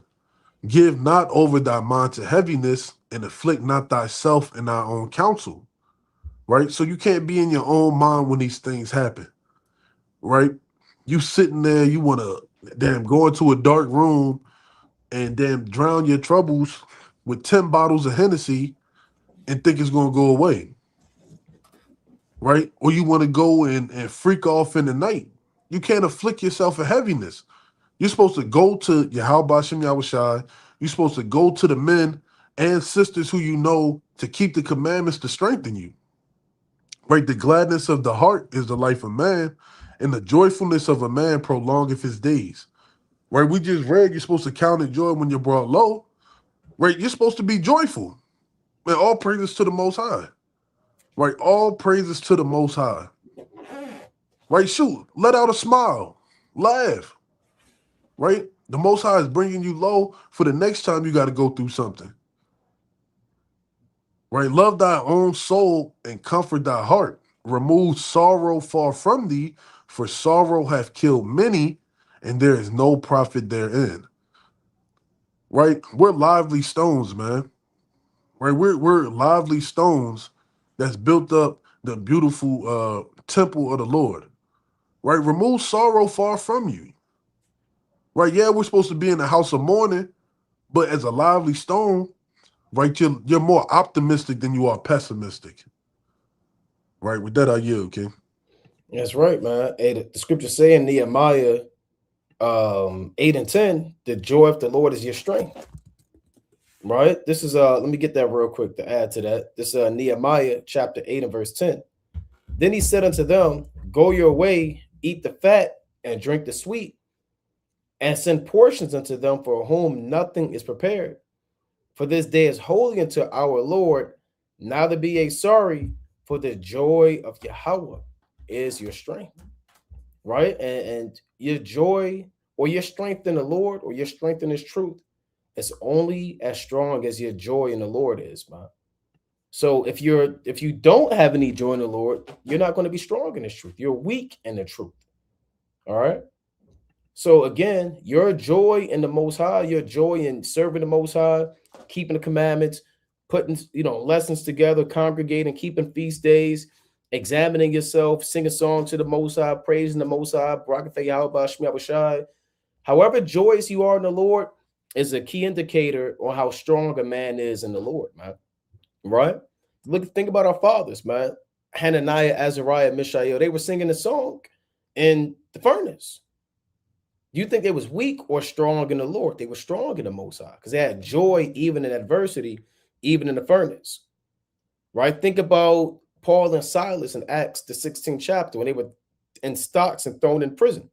And they sang songs in prison, and the prisoners heard them. You think they were strong in the Lord or weak in the Lord? They was joyous in the Most High because they sang songs in adversity, right? And then you think if they were doing that in adversity, what do you think they were doing outside of adversity? Because you have to fight to be joyous in adversity. So outside of prison, outside of the furnace, they was on fire for the Most High.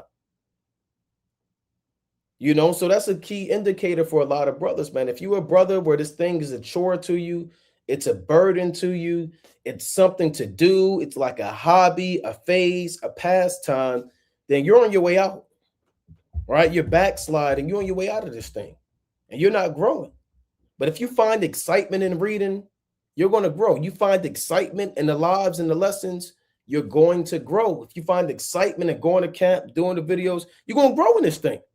Because this is something that you're into, and when people are into things, man, they don't just stop at the beginning stages. People that are carpenters that love it, they don't just look at 2x4s all day, man.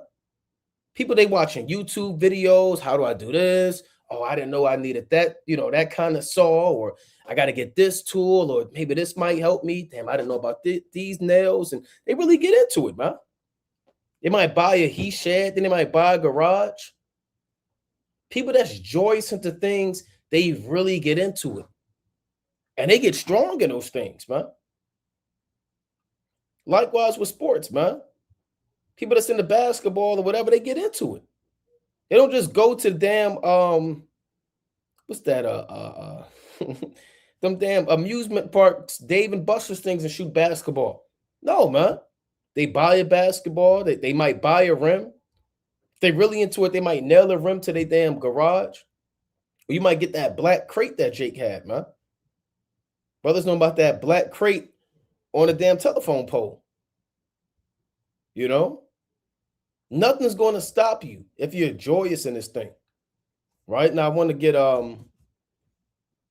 Sirach chapter 24 real quick. Right? So you gotta be joyous so you can grow. Those people that love hooping, man, from a youth up, man, a lot of those guys, man, they made it. They have, they up there. They probably went college, went pro, etc. Right? This Ecclesiasticus chapter 24, and let's start at verse number 30. Sirach 24 and 30. I also came out as a brook from a river, and as a conduit into a garden. So you want to start off small. You will start off small. I'll put it like that. But you want to grow into a river. Or you want to abound. You want to increase. And rivers are flowing. They're not stagnant bodies of water. They're always flowing. And they're always flowing into a larger body of water. Rivers flow into if I'm not mistaken, they flow into oceans. Most rivers flow into an ocean.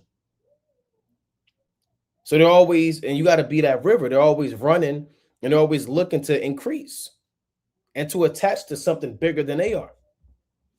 I said, I will water my best garden and will water abundantly my garden bed. And lo, my brook became a river and my river became a sea.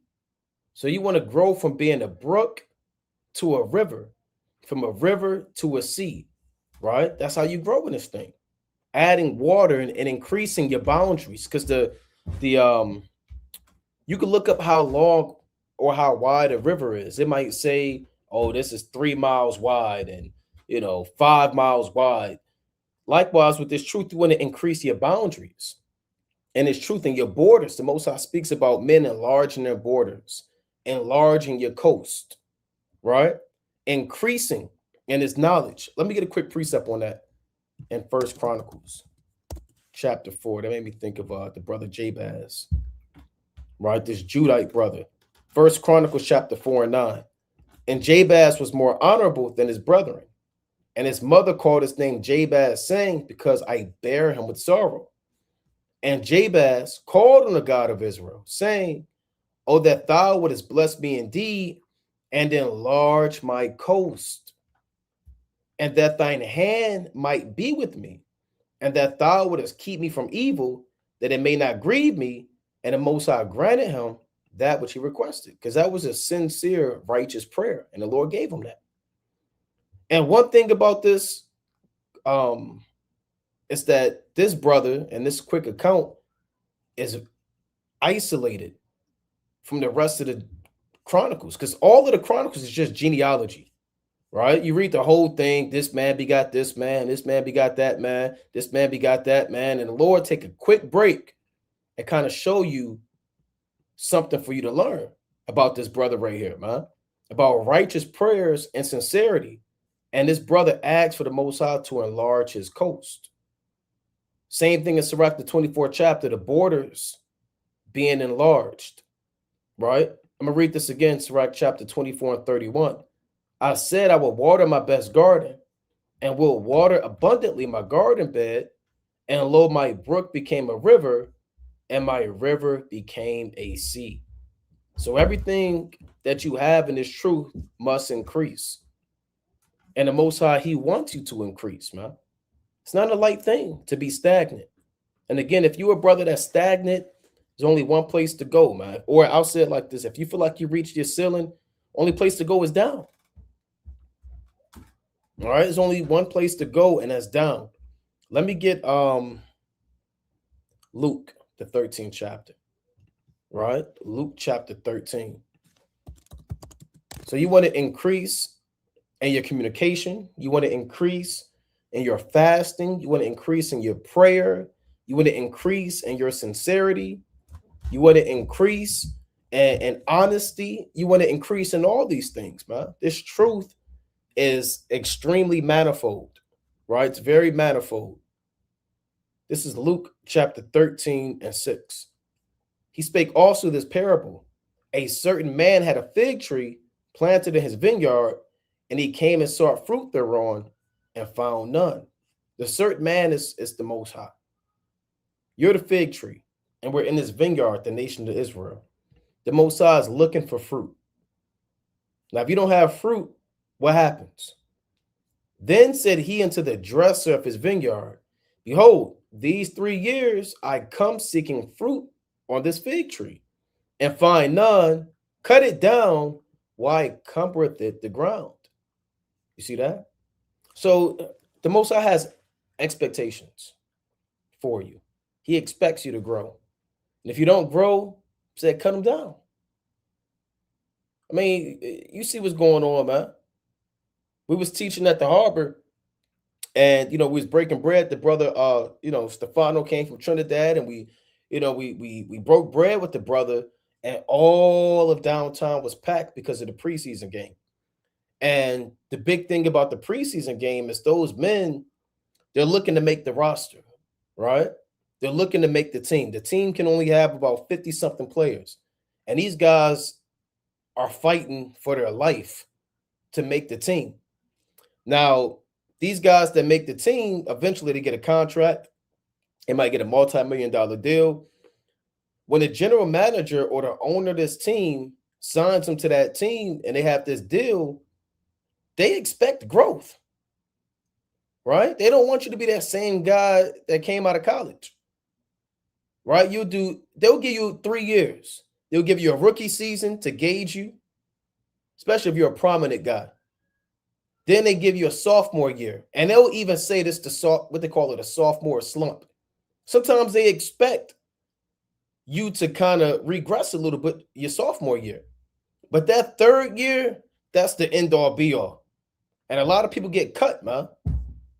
Some people get cut beforehand, but that 3 year, that's the benchmark. Because you had your rookie year, you had your sophomore year, and now they expect you to be a pro. So if you're not a pro, and you're not getting them numbers, man, you're supposed to be getting like 20 sacks, 15 sacks, you get like 1 sack, and you half injured, man, they gonna cut you. You're taking up space in the roster. A lot of people get cut, man. I mean, it's happening all the time. I don't know how many people are going to get cut in this so-called preseason, but people are going home. And I'm going to say one more thing. These people, man, this their only chance. Some of these guys will walk on. Some of these guys, man, they was on a practice squad. Some of these guys, it's their only chance. After that, they working at Chick-fil-A. You know, or they back in the hood, being a demon, or they doing car insurance. This is their only chance. If they don't bring forth fruit, they get cut, and it's over. Their career is over. How much more for the Most High, man? You come in this Like it. thing. Oh, go ahead, King. It says NBA and NFL first round draft pick signed a standard 4-year contract, 2 years guaranteed, and the third and fourth year are team options. Right. So what is that saying? They got the option the third or fourth year to cut you. So if you don't produce or show up the first 2 years, right, they can let you go and never deal with you again. Yeah, yeah. And hey, these owners talk, man. They sit at this round table, they talk about who's going to make them money. They're all in on it, man. These owners all make money together. So one owner tell the other owner, hey, don't pick this guy up, man. We ain't going to make no money this year. Why do you think that these guys be blacklisting people from the league, man? Or they all came collectively and they said, we're going to draft Shedeur Sanders in the 5th round. We're not going to draft him at all. We're going to make this guy retire. We're going to push this guy out the league. They all got the same mind. That's how it is in the spirit world, man. The Most High and the angels, they all work together. Right, let me read one more. And he, Luke 13:8, and he answering said unto him, Lord, let it alone this year also, till I shall dig about and dunk it. Right? Meaning I'm going to work on it. I'm going to work on this man. I'm going to chastise him. We're going to discipline him. We're going to judge him. We're going to reprove him and see if he bring forth fruit. And if it bear fruit, well. And if not, then after that, thou shalt cut it down. And this is the stage that a lot of brothers are in. Right? We don't know who's in this stage. We might be in this stage where the Most High said that, look, just cut them down, man. They're taking up space. And the Most High, he'll give you time. And if you bear fruit, good. All praise to the Most High. The Lord can use you. And if not, then after that, thou shalt cut it down. So you never know when the Lord going to roll up on you, man, and see if you're bringing forth fruit or not. You know? Let me get one more. You got it, King. That made me think of this in Song of Solomon, chapter 8, right? Song of Solomon, chapter 8 and verse 11. It reads, Song of Solomon 8 and 11. Solomon had a vineyard at Baal Haman. He let out the vineyard unto keepers. Every one for the fruit thereof was to bring 1,000 pieces of silver. Right? So the Lord lease out land unto you. Right? And you can keep part of the increase, but you got to give an increase to the Most High. He get 1,000 pieces of silver, right? So you're working in the vineyard, you're working amongst the people, and there's a reward for your labor, right? But the ultimate preeminence goes to Yahweh Shmi Yahushua. Like people that got a salon or they got a barber shop, they can rent out a chair, right? And they can make $500 a day, but they got to give X amount to the owner of the barber shop. They could lease out that chair or rent it out. Likewise, the Most High rent out to every brother a portion and his knowledge, this truth.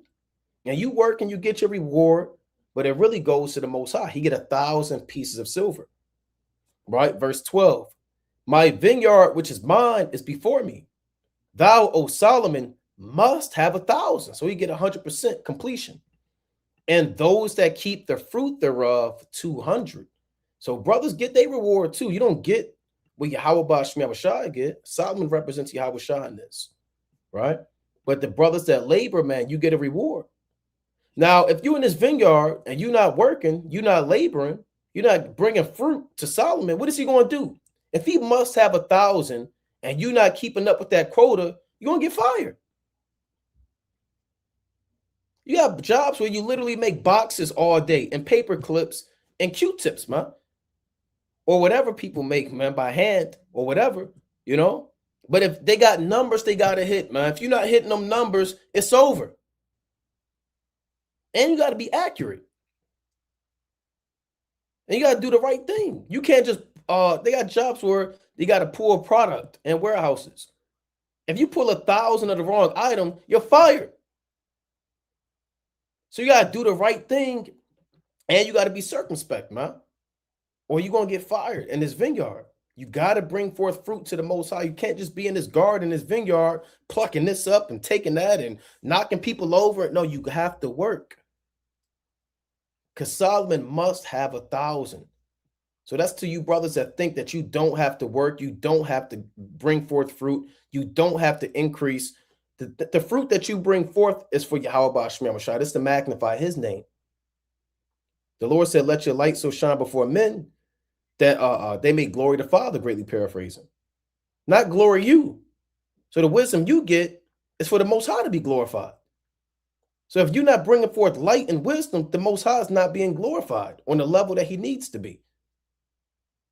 So you got to increase. You got to bring forth fruit because it's magnifying the name of the Most High. You got a boss you work for him, huh?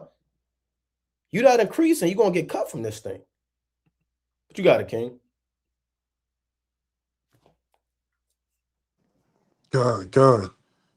Quick precept, Proverbs 22 and verse number 4. Right? Excellent points through the spirit of the Most High. Right? This is Proverbs 22 and 4. It says, by humility and the fear of the Lord are riches and honor and life. Right? So these are the principal things in your spirit that you need. Humility and fear of the Lord. Right? Without humility, right, you're going to be too high to be corrected. Right? Without humility, you're not going to be able to know, right, when you're going off or when you need to help or where you need help at. Right? It's a just balance with the Most High and the fear of the Lord. Right? We all know what the fear of the Lord is keeping the commandments. Right? This is the essential things that you need in your spirit right here. Right? Thorns and snares are in the way of the forward. He that doeth keep his soul shall be far from them. Right? The forward is somebody who's always contrary, always bucking up and kicking against the thorns. Right? But why did the Lord say I got to keep the Sabbath day holy?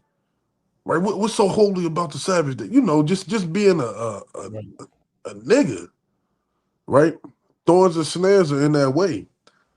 So you should watch and see who's falling into these traps, these thorns and these snares, getting tossed to and fro.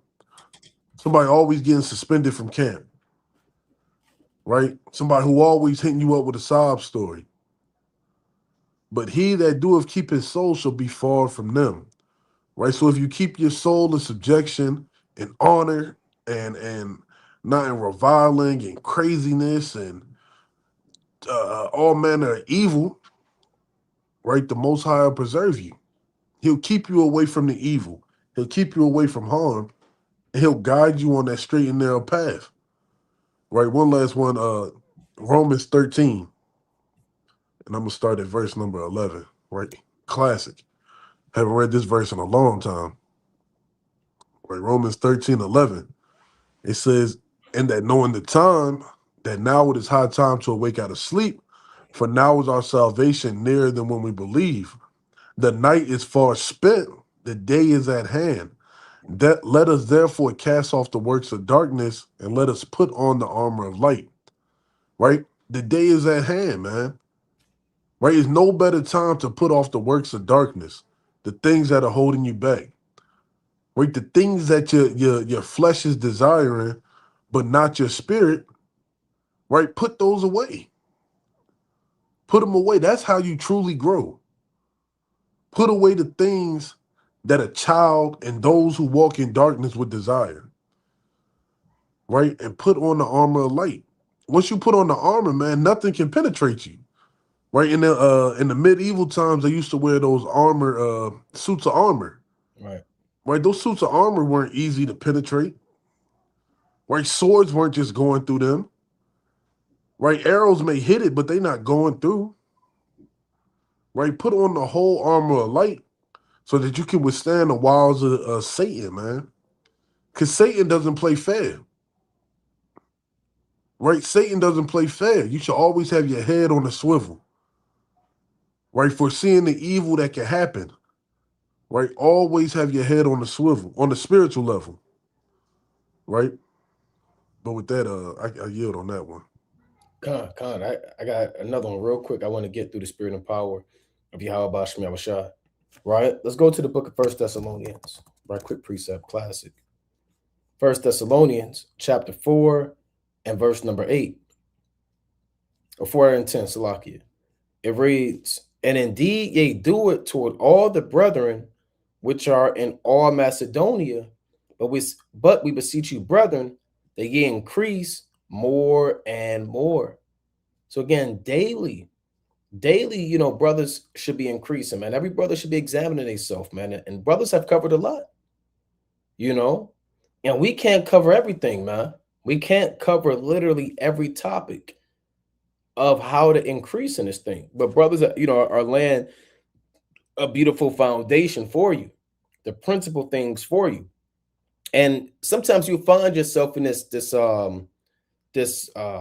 slump, or you feeling stagnant, or you feeling like, man, you might feel like you're going through the motions, right? You might just feel like, you're just kind of just going through a routine, and you kind of losing joy, and you're not really growing. And you got to ask yourself, but when the last time I remember a new precept, or I went over this breakdown, or I learned the new precept, or I went into this history, or are you challenging yourself and being honest with yourself? One of the let me get this in Romans 13 out the NLT, right? Romans, I want 13 real quick. There's a verse I want. I believe it's 12. Salakia, Romans 12. Let me get this. I believe this is what I want. Let's see. Maybe 13. Right? Boy. Let me see if it's 13. Salakia. I have to find it. Because you was just in 13.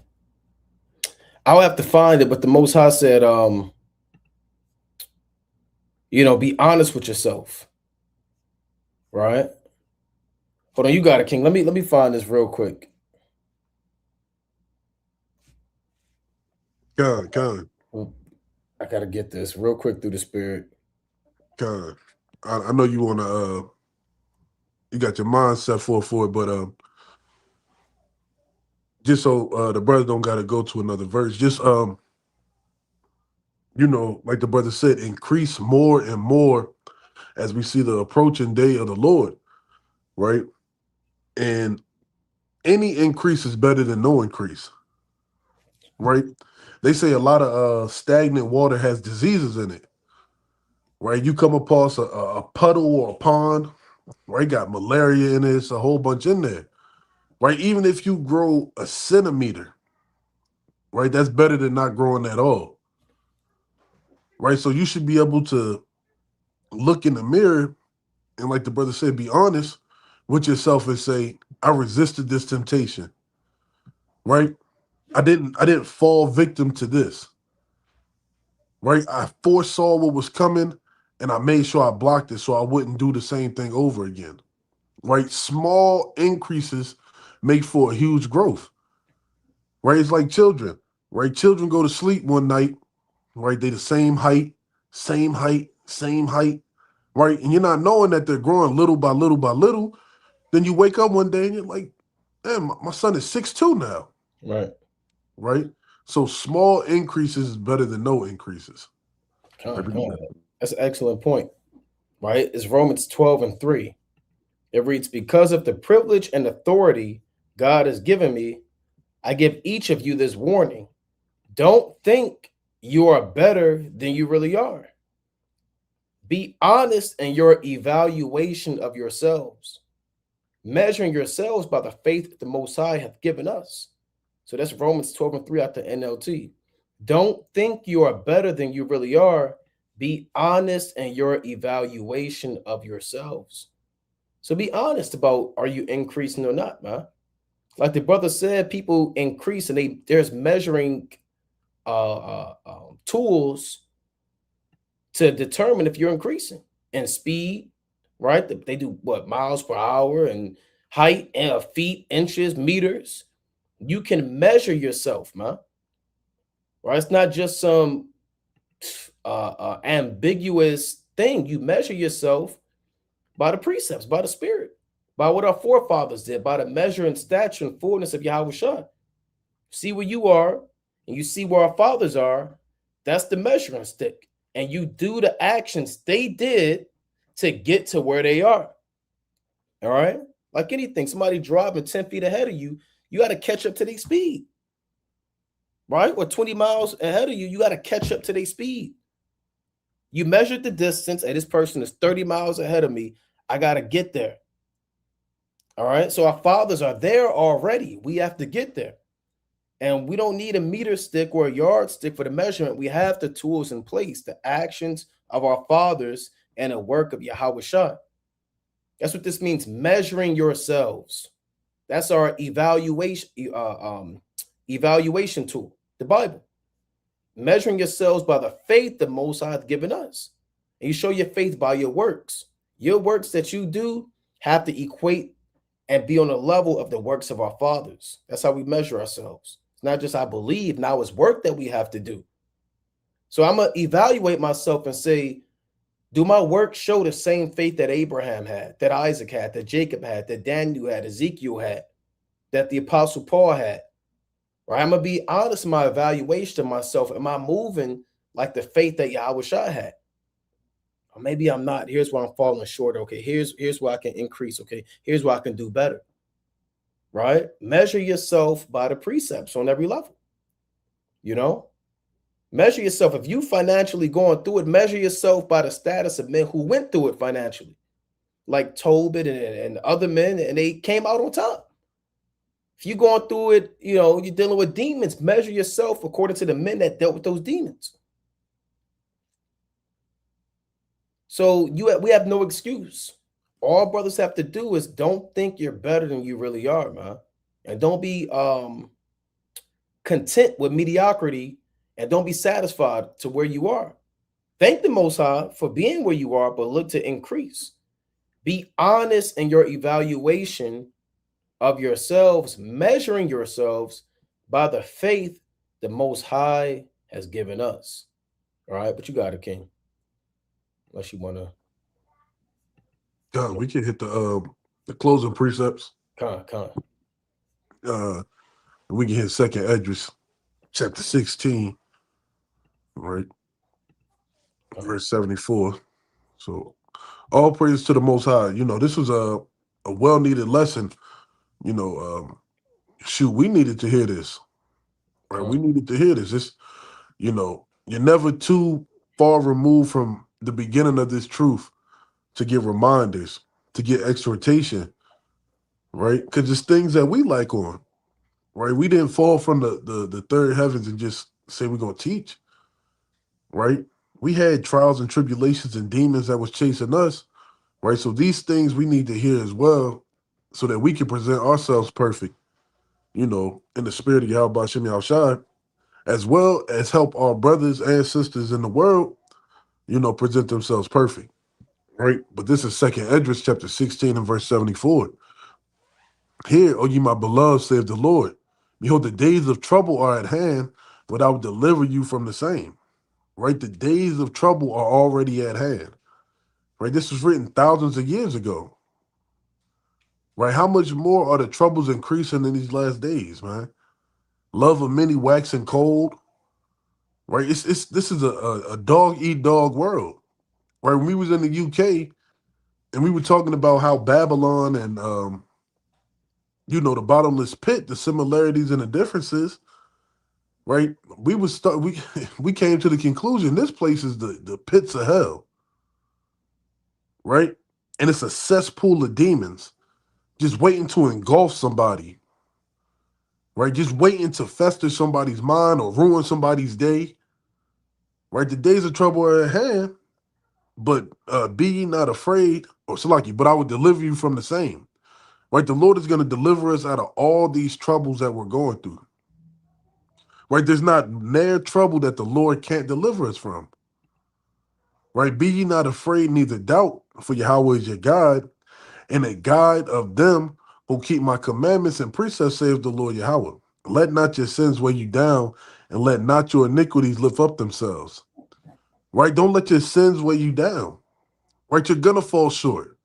You're going to trip. You're going to stumble, right? Your sins don't define who you are unless you let them continue, right? Don't let your iniquities lift up themselves, right? Let your righteous acts far outweigh those deeds that are stumbling you and making you weigh yourself down, right? Woe be unto them that are bound with their sins and covered with their iniquities, like as a field is covered with bushes, right? And the path thereof covered with thorns that no man may travel through. It is left undressed and is cast into the fire to be consumed therewith, right? If you got these sins and these iniquities that's stopping you from being perfect, you're no better than a field of dried up shrubs, and you're just going to be more fuel to a fire that's coming upon these lands, man. So shake off the dust, stand upon your feet. Don't let your iniquities define you. Be the man or woman that Yahweh Bashim Yahweh Salakia called you to be in these last days. Right, with that, I yield. That's right. That's right. Right, I'm going to get Revelation chapter 22 and verse 12. Right, Revelation chapter 22 and 12. And behold, I come quickly, and my reward is with me to give every man according as his work shall be. Right, so Yahweh Shah is coming quickly, man. Things are unfolding. Prophecies are taking place at an unprecedented rate, man. Things are moving fast, right? And, things can hit the fan anytime. And there's a reward for brothers that remain consistent, to you brothers that are growing. You want to be growing into the day of the Lord return. You want to keep increasing to the day of the Lord, man. And say that you did serve the Most High with your whole mind, your body, and your soul. That you strive for the mastery, right? That you strive for perfection. That you was walking before the Most High, man. Because the Most High is going to give unto every man according as his work shall be. So with that, we're going to close up, giving, of course, all honor and glory to Yahweh, Bashima Mashiach, Kwamalaki Bashai, Brother Nakwam, Brother Amos. Kwam Yashal. Shalom.